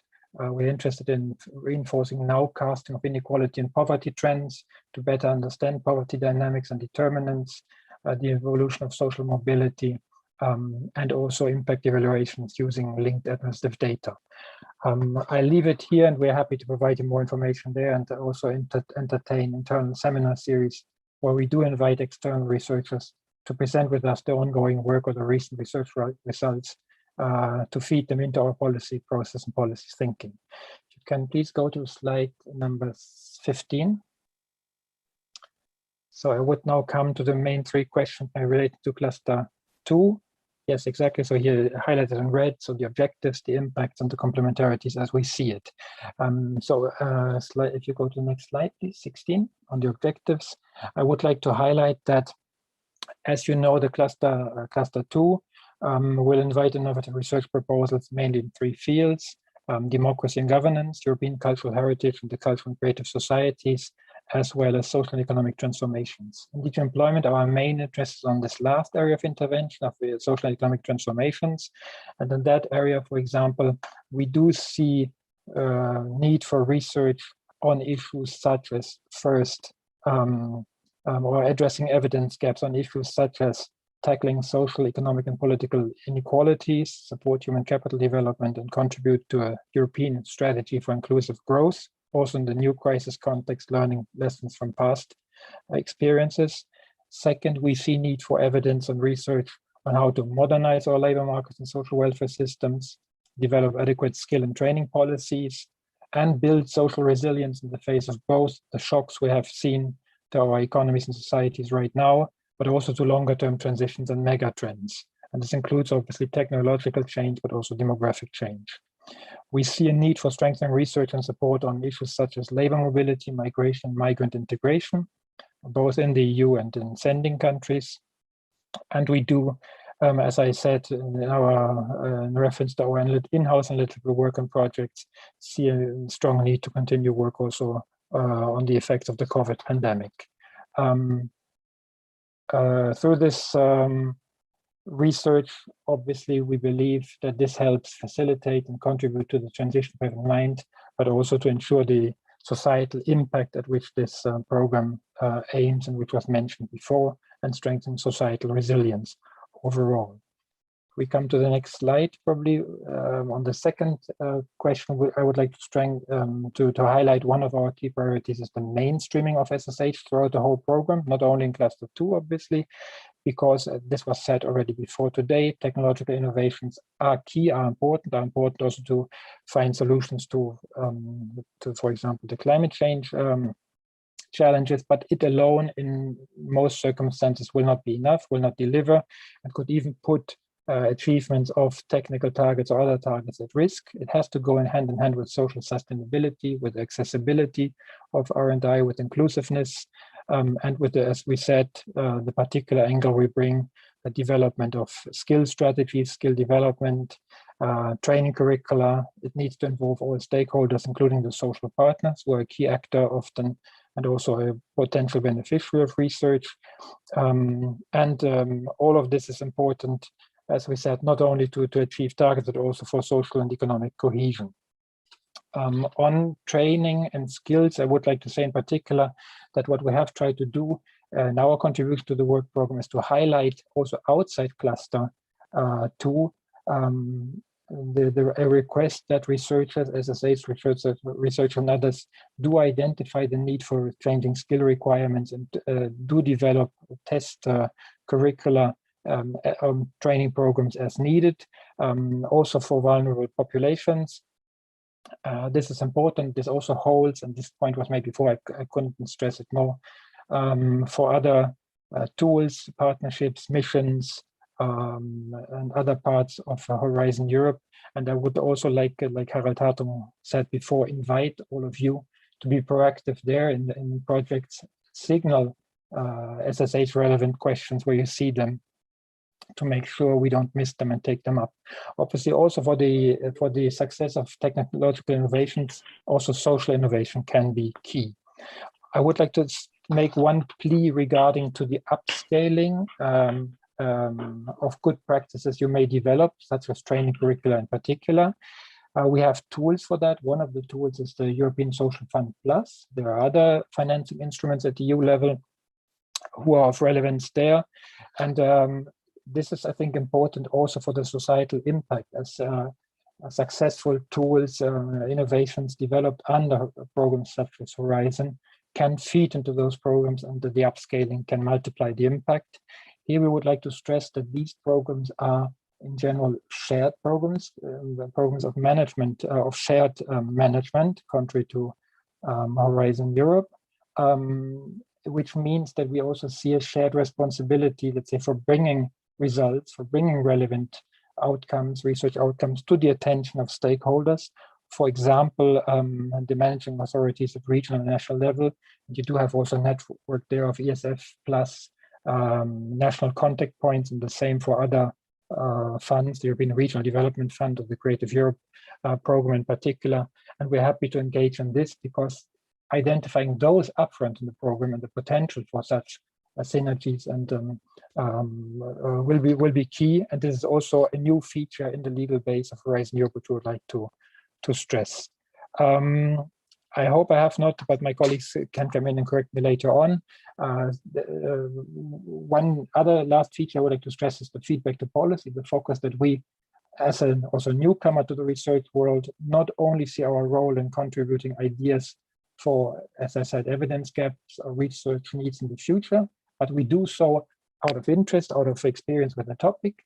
We know the shortcomings of some of the work I have mentioned before, but also because we do see an immediate need in our policy making, and the fact that we have longer term policy strategies in our governance processes, in climate change policy, under the European Pillar of Social Rights, etc., helps us, I think, to come to a common understanding there. And we can obviously engage in discussions of what good timing is, but your research definitely has a direct use for us.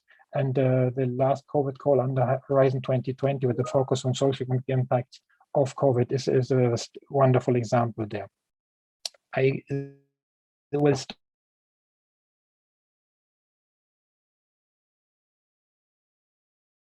Sorry, you've frozen there for a second, Frank.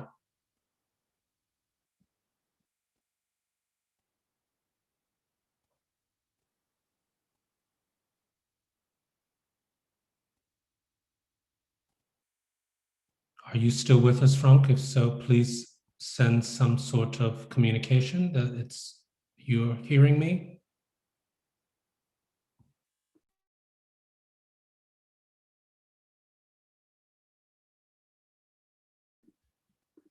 Okay, it looks as if we have lost Frank, so maybe he'll be able to join us, or his colleague can answer any questions for him. And if that is the case, can we please have his Apologies, we were colleague? interrupted. Ah, that's okay. Thank you. Just the very last sentence I tried to say, I don't know when I was interrupted. Apologies for that. Yeah, we could have gone to the next slide, sorry, on which I spoke, which was the last slide on complementarities, which I stressed, the synergies. I just wanted to say that obviously for social and economic impacts, SSH is key, but also for impacts of technological centered innovations, I think it can be key. We all know that technology will be a key to meet our climate objectives, but we will not be able to deploy those to apply them, to make them work as fast as we wish to have that input. And I stopped there with a quote by our executive vice president in discussing the climate law and the European Parliament, when he said the transition has to be just, or there will just be no transition. And I think that underlines how we see SSH, the role, not only in cluster 2, where it's obviously vital, but also in all other clusters. Thank you very much. Sorry for rushing, and looking forward to cooperating over the next years with you. Thank you very much. We have some, I think we have some question, or perhaps that was my mistake. Thank you very much. If we don't have any questions, then we will move on to the next speaker, if that's okay with you. Thank you very much. We are perfect. My colleague is here, and we're happy to reply to any questions you have in writing or in other formats. Thank you so much. Thank you very much, Frank. Okay, next we are going to have Sylvia Jan, who's the Strategy Officer from the European Institute of Innovation and Technology, to discuss where else you all might look for opportunities. Yes, hello. Hello to everyone from Budapest. My name is Sylvia, and as Dante said, I am Strategy Officer at the EIT, and it's my pleasure to be here with all of you and to give you some information on upcoming innovation opportunities at the EIT. Next slide, please. So before I dive into the opportunities, I would like just to say very briefly a few words on the EIT and how we work. So the EIT is an EU body created in 2008, and we are a unique EU initiative that drives innovation across Europe by integrating business, education, and research to find solutions to pressing global challenges. We work with the so-called knowledge triangle integration. So as I said, we combine three key ingredients: business, research, and education. We provide innovators with the tools that they actually need, so not predefined support. Our services from the KICs range from technology support, market assessment, access to human resources, marketing, mentoring, seed and venture capital through specific innovation funds. And as you all know, innovation is about bringing the right people together. So our success has to do with our commitment to create living pan-European innovation ecosystems, and we help innovators to build enduring links with one another and the institutions they rely on for sustained support. The EIT operates through innovation communities, or so-called KICs, and currently we have 8 of them on the front line of European innovation. And over the years, we have learned what makes a KIC successful. So this is, for one, a strong thematic focus and a mission-driven approach. So our KICs really work on issues that matter to Europeans. It's the ecosystem. So they have already successfully brought together business, research, and education in very strong communities. And they all have a clear strategic agenda that outlines priorities, activities, and how to measure success.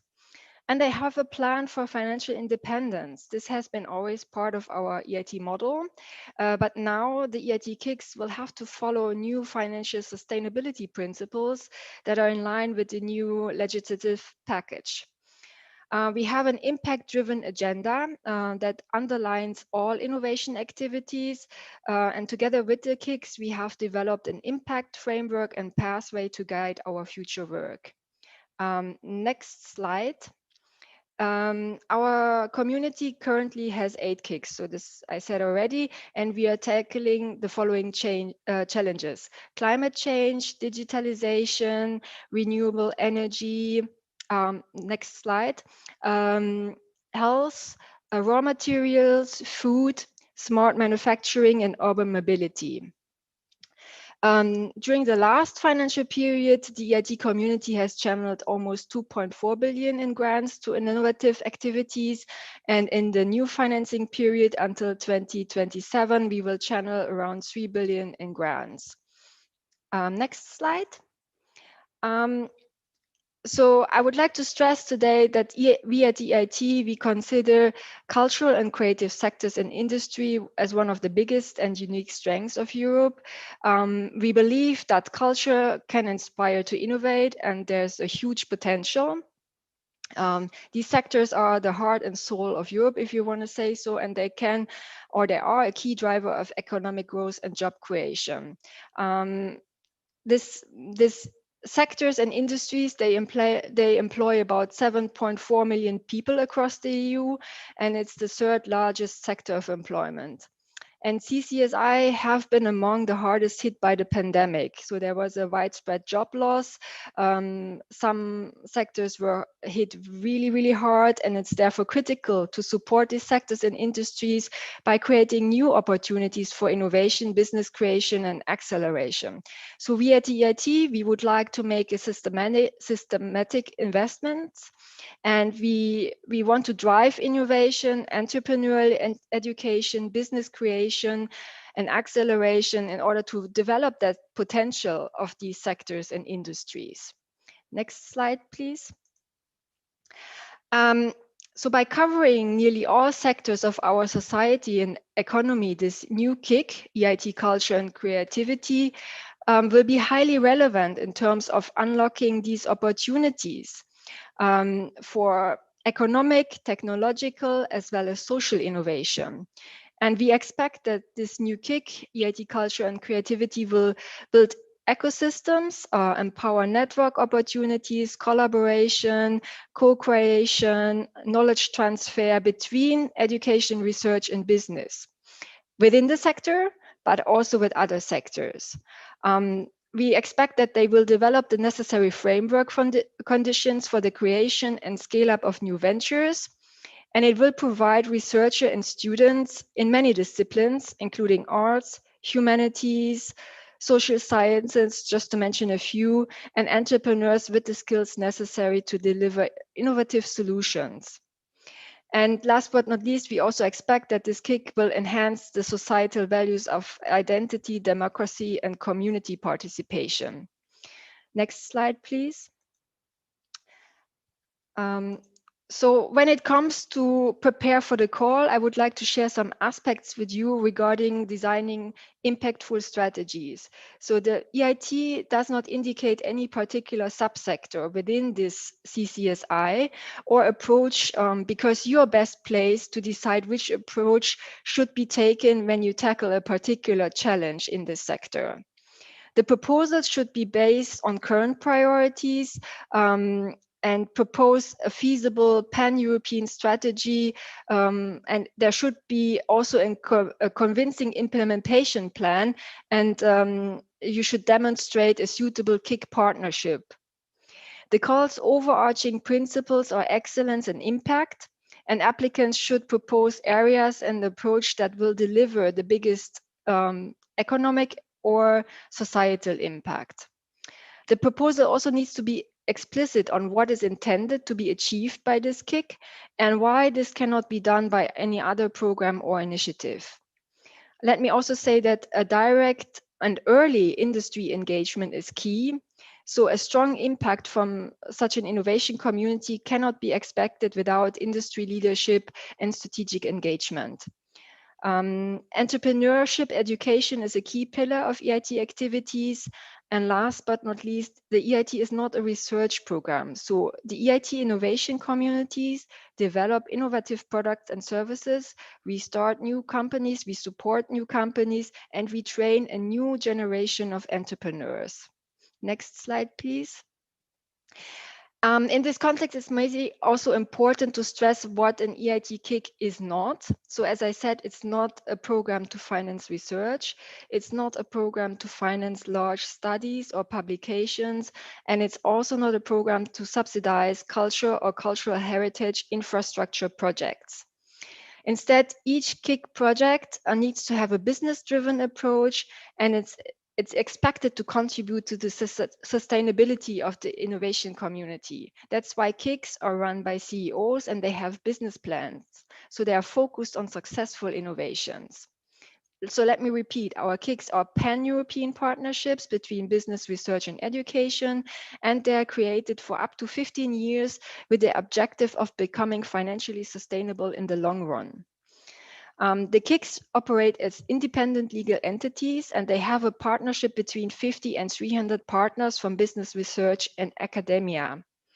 And each KIC has about 5 to 8 innovation hubs or co-location centers where local partners work side by side. These co-location centers leverage existing capacities, for example, labs, offices, campuses, and they provide the space for co-creation and co-design, and they enable the transfer of knowledge between them. Next slide. So this slide gives you an overview of the different steps and milestones for this whole process. We plan to launch this call in autumn, and the deadline for the submission of proposals will be set for spring 2022.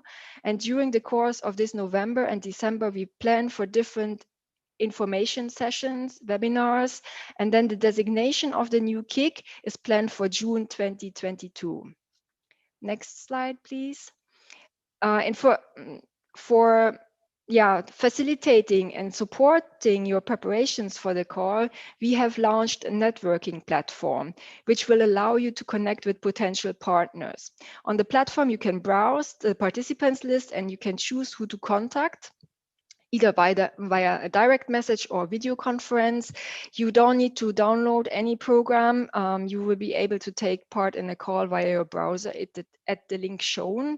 And this tool will be available until April 2022. And we hope that this will facilitate your preparations and you will find it useful. Next slide, please.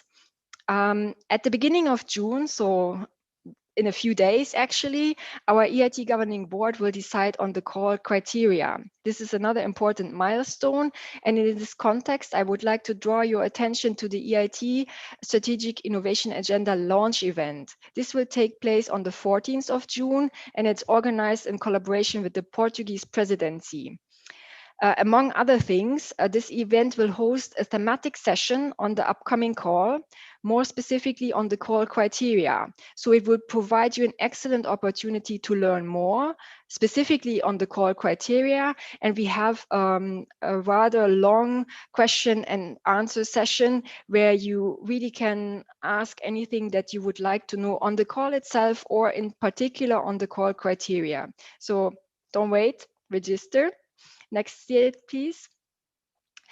Also, for further questions, please consult our website. We have a quite extensive FAQ already for the call, and we will regularly update this with new content. So whenever there are new questions reaching at us with regards to the call, we will upload an answer there.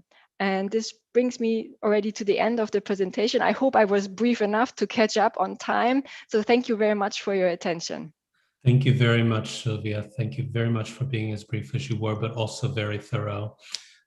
Next, we are going to have Giorgio Tesadri joining us to speak about the new European Bauhaus Initiative. Giorgio is joining us from the Information and Communication Assistant from New European Bauhaus Unit Joint Research Center, also part of the European Commission. Thank you, Giorgio. Thank you for inviting us. I'll try also to be very brief.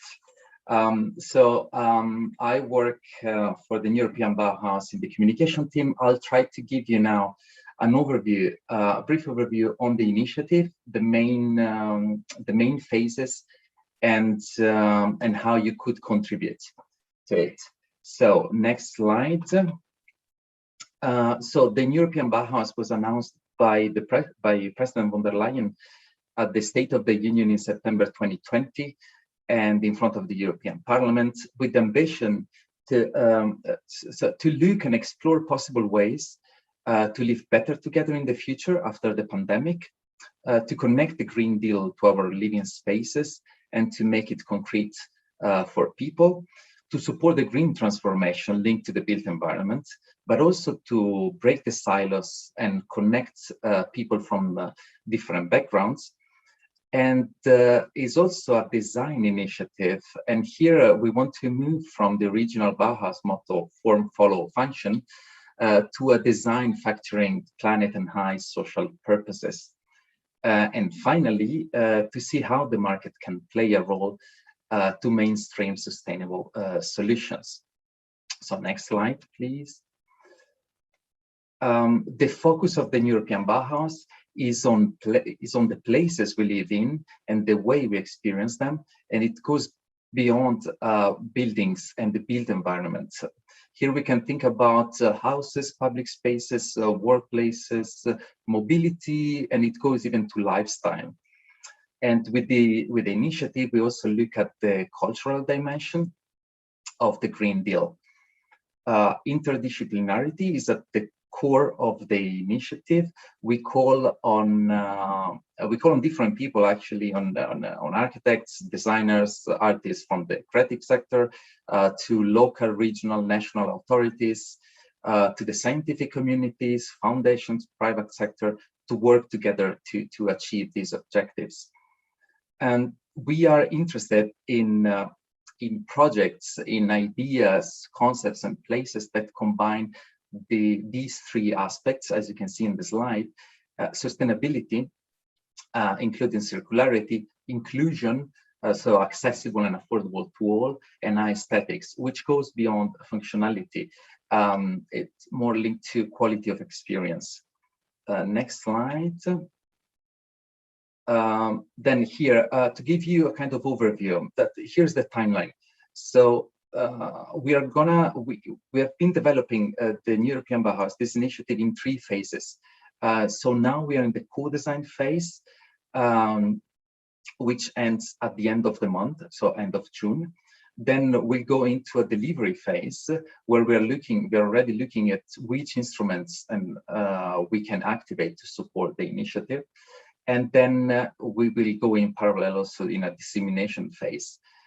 So spreading the results and activities throughout Europe and beyond. So next slide. So if we start from the design phase, so we wanted to co-shape this initiative with as many people and entity as possible. And to do so, we have asked people to contribute on our website and share existing examples of projects, initiatives, living spaces, even educational programs that are already out there, but also on ideas and visions and solutions on how we should live together after the pandemic, and on challenges that the European Bauhaus should tackle, but always keeping in mind our 3 values of the European Bauhaus. So let me repeat them: sustainability, inclusion, and aesthetics. So next slide. So in this phase, we have been collecting more than 1,300 contributions from all over Europe and from several countries worldwide. And if you're interested, all these contributions are visible on our website. We created also a tool where you can see how the contributions connect and are interlinked to one and another. So next slide. Here, just to give you an idea on what are the contributions about. So you can see that if we think about more towards sustainability, we have energy efficiency, circularity, reuse of materials and buildings, training. If we go towards inclusion, we have more community co-design, participatory processes, and specific needs, as you can see, aging, disabilities, etc. When it comes to aesthetics, it's kind of a combination of several aspects, from local identity, to quality of life. Next slide. So another way you can so there is a way you can contribute is still in the co-design phase, submitting your contribution, but also you can become an official partner. So far, we have more than 140 partners, official partners, and you can find them all in our website.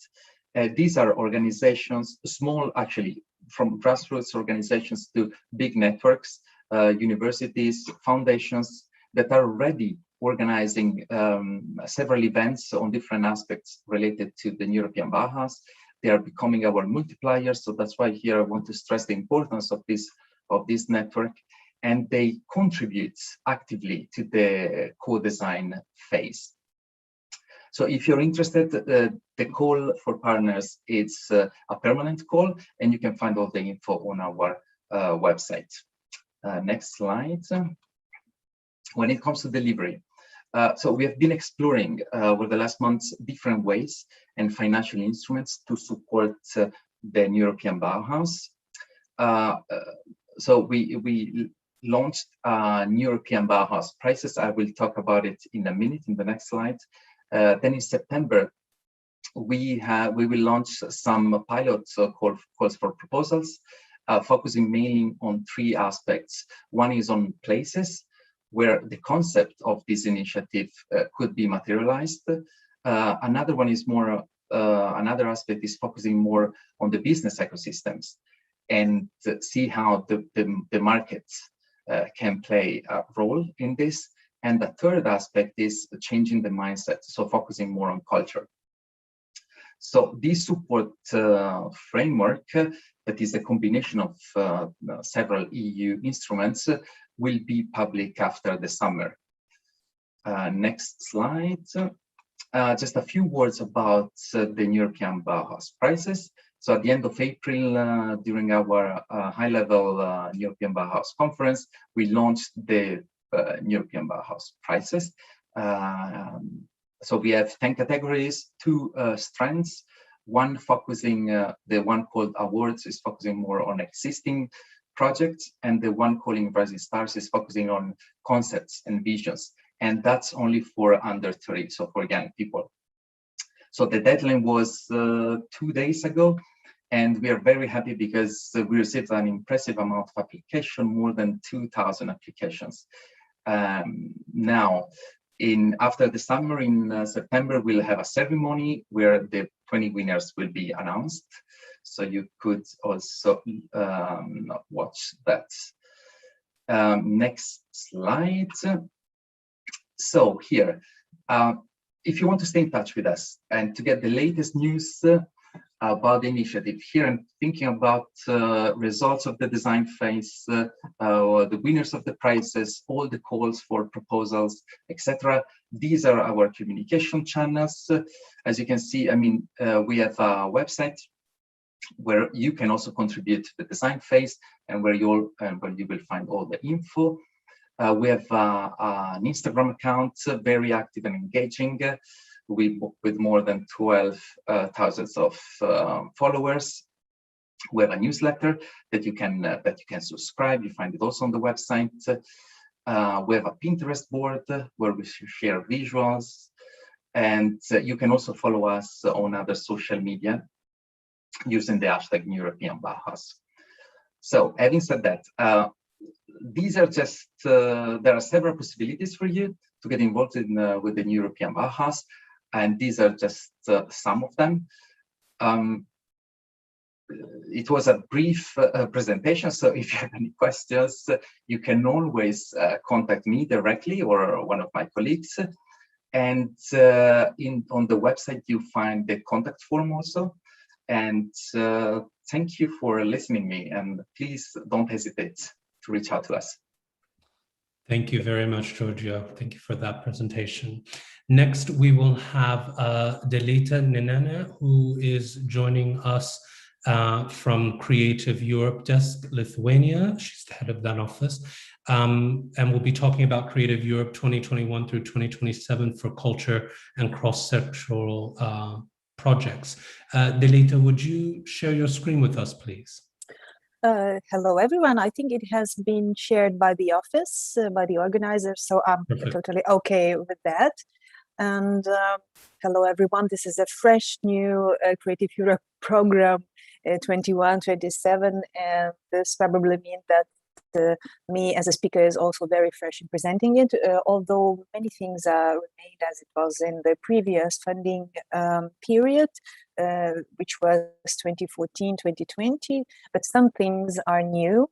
And this horizontal approach to cross-sectorial approach is getting stronger in this new period, and I would like to briefly present you that. Next slide, please. So this is what we're going to talk about. My name is Dileta Nenin. I'm the head of Creative Europe desk Lithuania, but we are desks all over Europe, contact points that could provide you information, guide you through application, or just consult in any form, or also regarding other funding programs, or just to give you an advice or links to other possibilities. Next, please. So here are the general objectives of the creative program.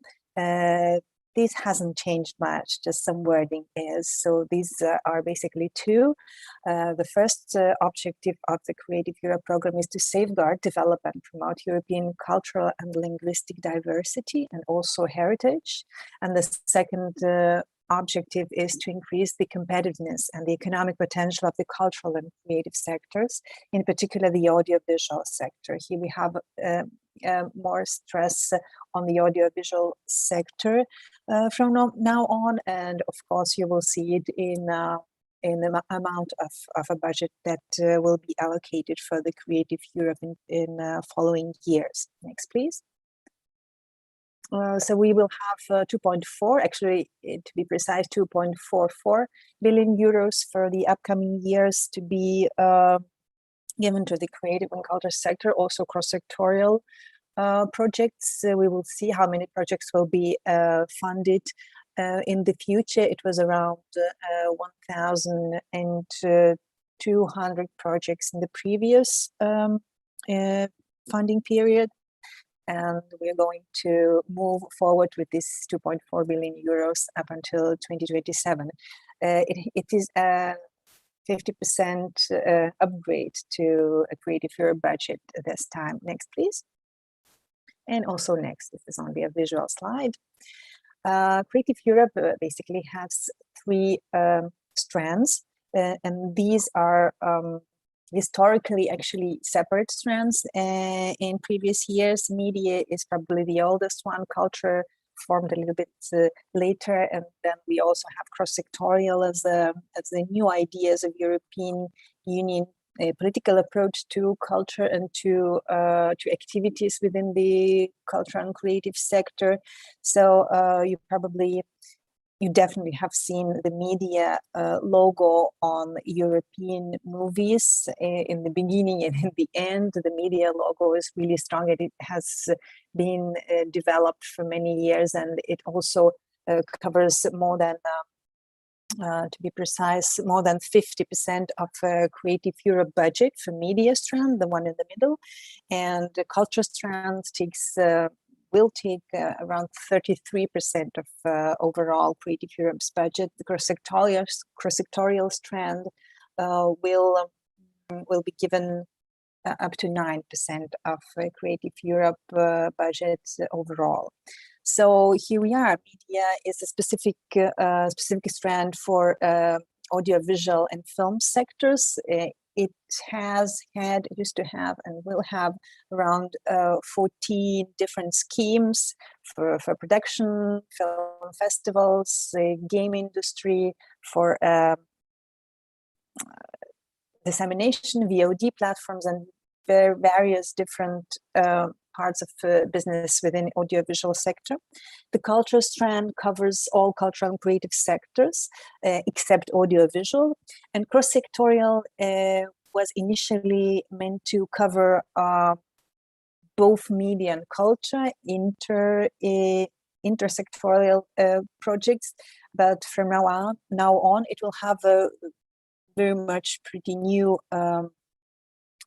scheme for news media sector. That means that European Union addressing fake news, addressing propaganda, and media literacy themes will be giving some money via grants specifically for journalist partnerships and big news media organizations and initiatives. Next, please. So I will be more precise and go a little bit deeper into cross-sectorial strand, which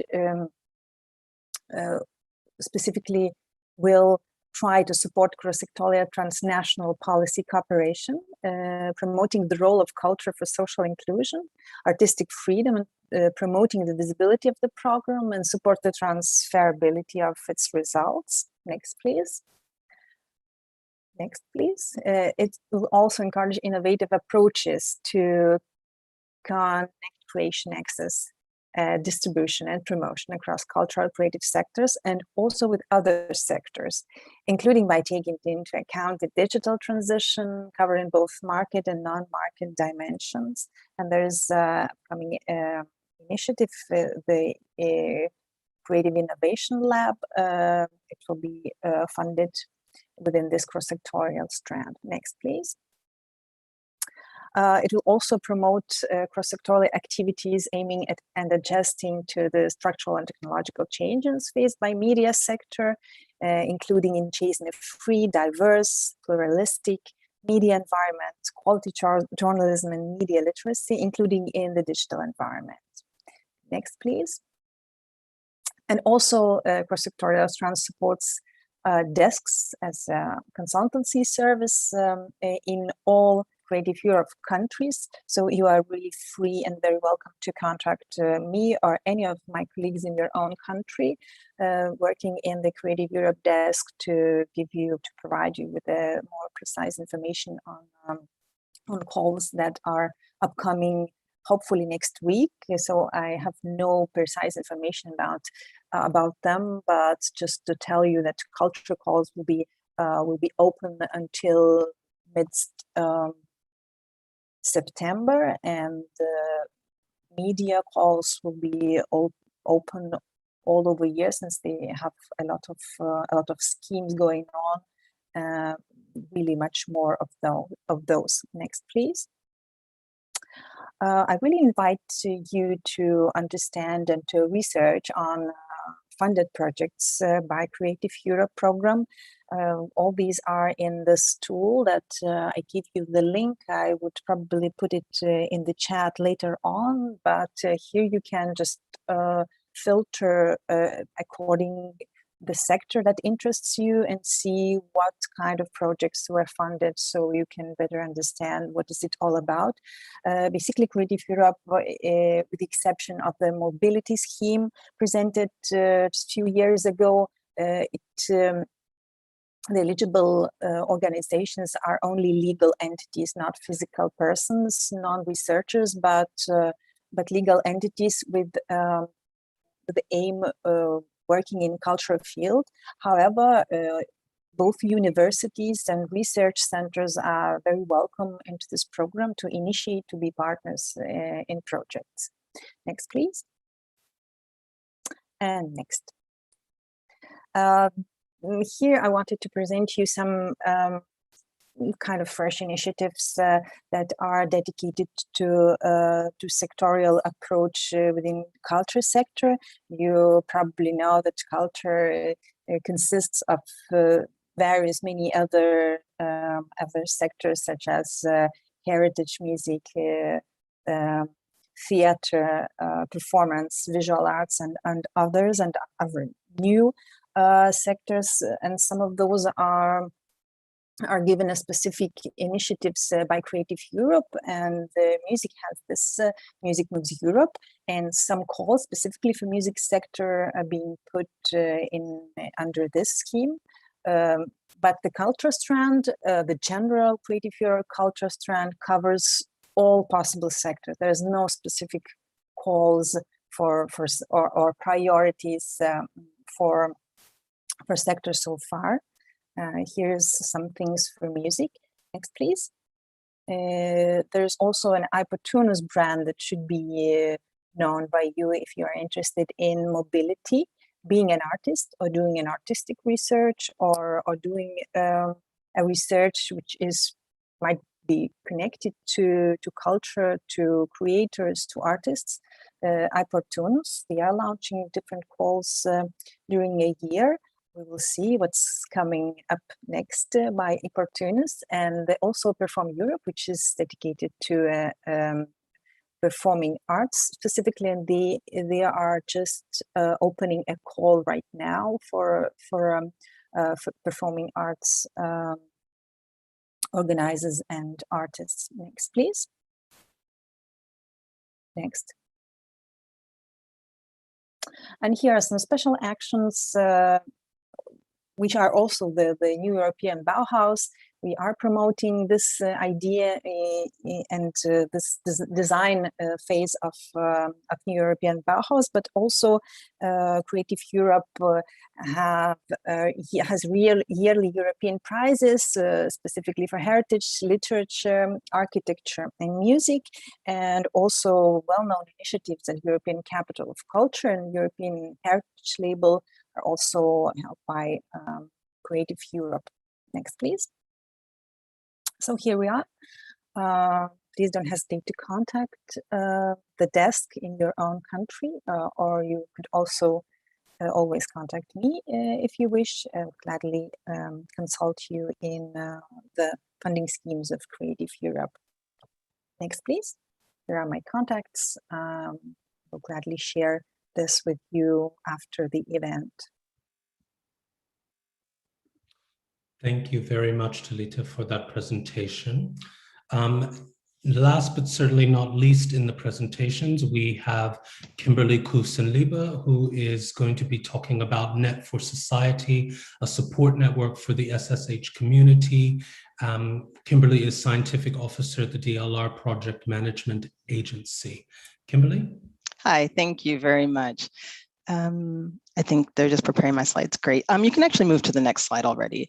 Hi, everyone. As mentioned, my name is Kimberly, and beyond being a scientific officer at the DLR Project Management Agency, I am also part of the coordination team for the Net for Society project. Just very quickly, background for you. Net for Society is the international network of national contact points for Cluster 2. Our project was originally, or I should say our network project, was originally established in 2008, part of the Horizon 2020 project, and it currently involves and supports NCPs from up to 60 countries or around 60 countries in Europe and worldwide. And we have actually a number of objectives which are oriented towards supporting this community. But the one that I really want to focus on today are our activities in relation to supporting the integration of the social sciences, humanities, and the arts in the European framework programs. Next slide, please. So as mentioned, the project is currently running, but there will be a new network project specifically dedicated to Cluster 2 NCPs. And we are currently in the process of writing a proposal, which will cover many of the tools and activities and support options that I'm going to talk about in a couple of minutes. Next slide, please. So very quickly, SSH integration, we've learned about that today, how it's been monitored, how it's been addressed in many different contexts, and how you can get involved. But in the context of Net for Society, the way that we've actually really understood this is really how we can best support multidisciplinary research. And the way we've done this has really been aimed at producing different tools, providing different opportunities to researchers, specifically in the social sciences and humanities, as well as arts communities and STEM researchers, because this is really all about helping them come together to find the best solutions available to complex social problems. Next slide, please. I think we can skip this slide since it's just giving an overview of the tools which currently exist and are soon to exist in support of SSH integration. The first one I'd like to mention is our SSH opportunities document. This is a document that has been produced regularly during the context of the Net for Society project, and its main focus is really to identify and highlight opportunities for social scientists and humanities researchers, as well as art researchers, within the entire framework program. All societal challenges have been covered in the context of Horizon 2020, and we intend to as well produce a new version for the first Horizon Europe calls. This will be done by APRA, and this will be published in the context to the Bridge to Horizon project, which is a transition project at the moment that will run until the network projects are up and running. Next slide, please. In addition to the SSH opportunities document, another really helpful tool to help guide those who are interested and really want to understand better how to actually make integration possible, we really highly recommend that you take a look at a number of fact sheets that we have produced on the topic of SSH integration. These fact sheets are focused specifically on good practice.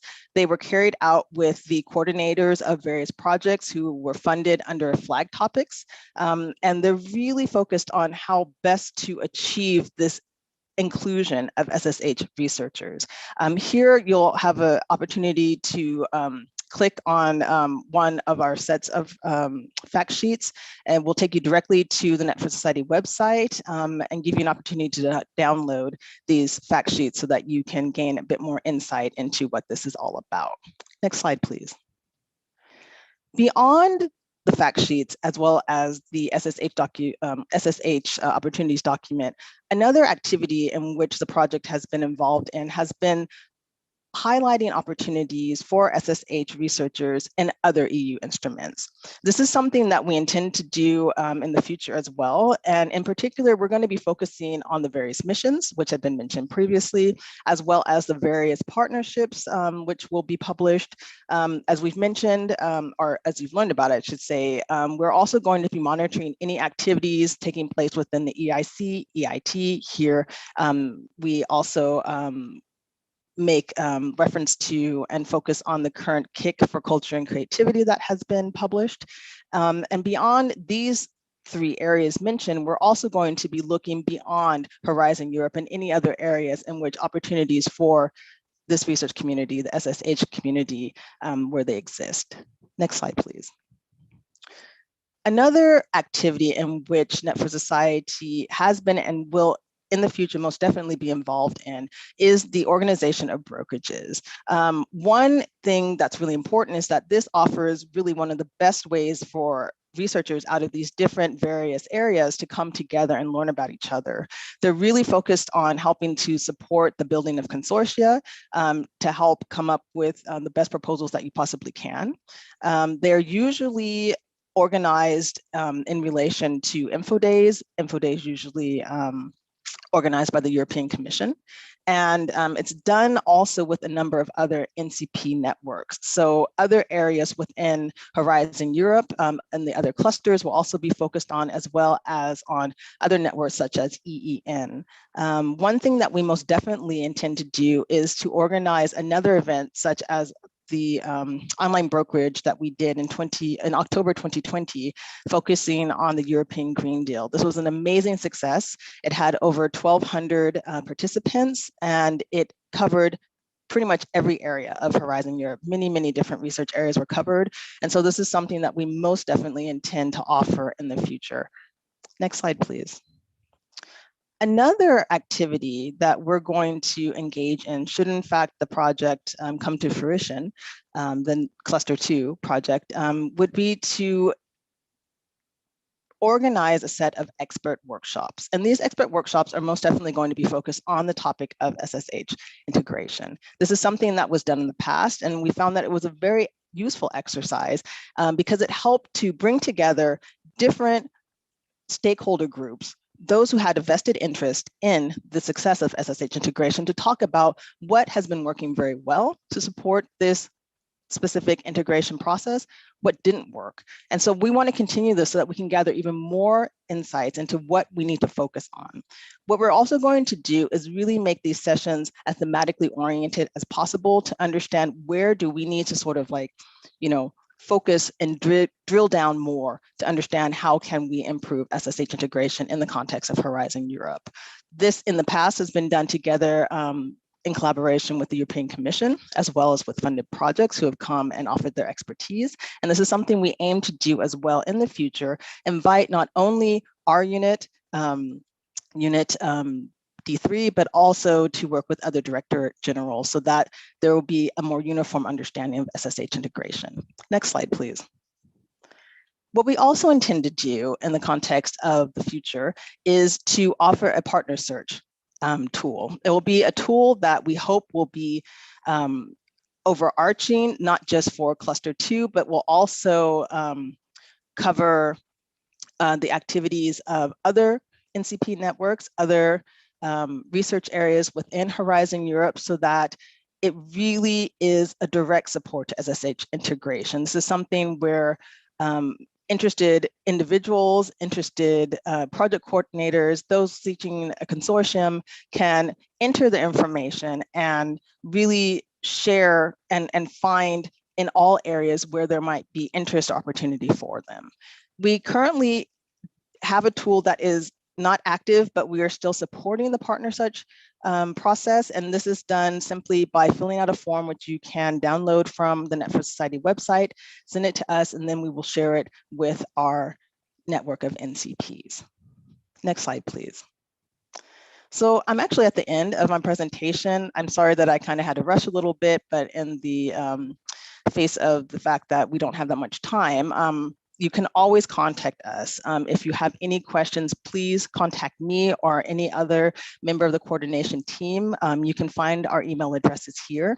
We also have a general contact address, contact@netforsociety.eu. Unfortunately, it's having some technical difficulties right now. So if you are in fact curious or have questions, please contact us directly at our individual email addresses. And before I finish for the day, there's one last thing that I wanted to mention in terms of tools that are out there and available for helping you to better understand SSH integration, to overall support this process. And that is a tool that it's actually a toolkit that has been developed by the Shape ID project. This toolkit will actually be launched very, very soon. And I recommend that you go to their website because this is designed to help not just researchers, but also those coming from those who are policymakers, those coming from industry, to kind of understand how you can best get involved in SSH integration. Thanks a lot. Thank you very much, Dr. Kusenliebe. Next, we have on our agenda the lovely and wonderful hosts of this program. But before we bring them to the fore, I would like to thank you all for joining us. I hope you gained some insightful knowledge on how you can dive into the opportunities that Horizon Europe offers to those in the social sciences and humanities. This has already been stated in the chat, but a recording of the event and slides from the presentation will be made available to registered participants a few days from now. And to close, I would just like to invite our host, Monika Repčíková from the Slovak Liaison Office for Research and Development, and Dr. Brigita Serafičuta from the Lithuanian Research Development and Innovation Liaison Office. Thank you very much, Dante. Thank you very much to our speakers and to you, our audience. Without you, the events wouldn't make any sense. And indeed, this topic of SSH integration is not a new topic, actually. When Lithuania had its presidency for the European Council, we had the Vilnius Declaration for SSH. So back in 2014, and if you read the declaration, still some points are very relevant up to date. But as we heard today, encouraging overall trends are here, and I hope that you will make these trends even more trendy. So I just encourage you to make use of all the information that you got today. I know it's been a lot of it, but I hope it will help you to be successful in your future projects and be more visible and more international. Thank you from my side, and we as liaison officers, we are also ready to help you to get new connections. Thanks again. Monika, the floor is yours. Thank you very much, Brigitte. Thank you all, dear all. We managed today to gather a great audience and such a rich variety of nationalities, and I am really happy about that. I would like to thank especially all our speakers for their availability and enthusiasm, and all of you, dear participants, both in the Zoom as well as those following the event on YouTube, for staying with us until the very end of the conference part of the event. I also want to thank the partners of the event, in particular the European Alliance for Social Sciences and Humanities and the Net for Society network. So now we are looking forward to hearing more about you in the upcoming networking sessions, and I let our dear moderator Dante to make the last announcements. Thank you very much and have a good day. Very well. Thank you again all for joining us. Now you're going to move into your virtual networking sessions. Remember, they're parallel sessions, so you will have registered for the ones of your particular interest. There's one democracy and governance, then there's the European cultural heritage and cultural and creative industries, and also social and economic transformations. Again, thank you so much for joining us and enjoy the rest of your afternoon.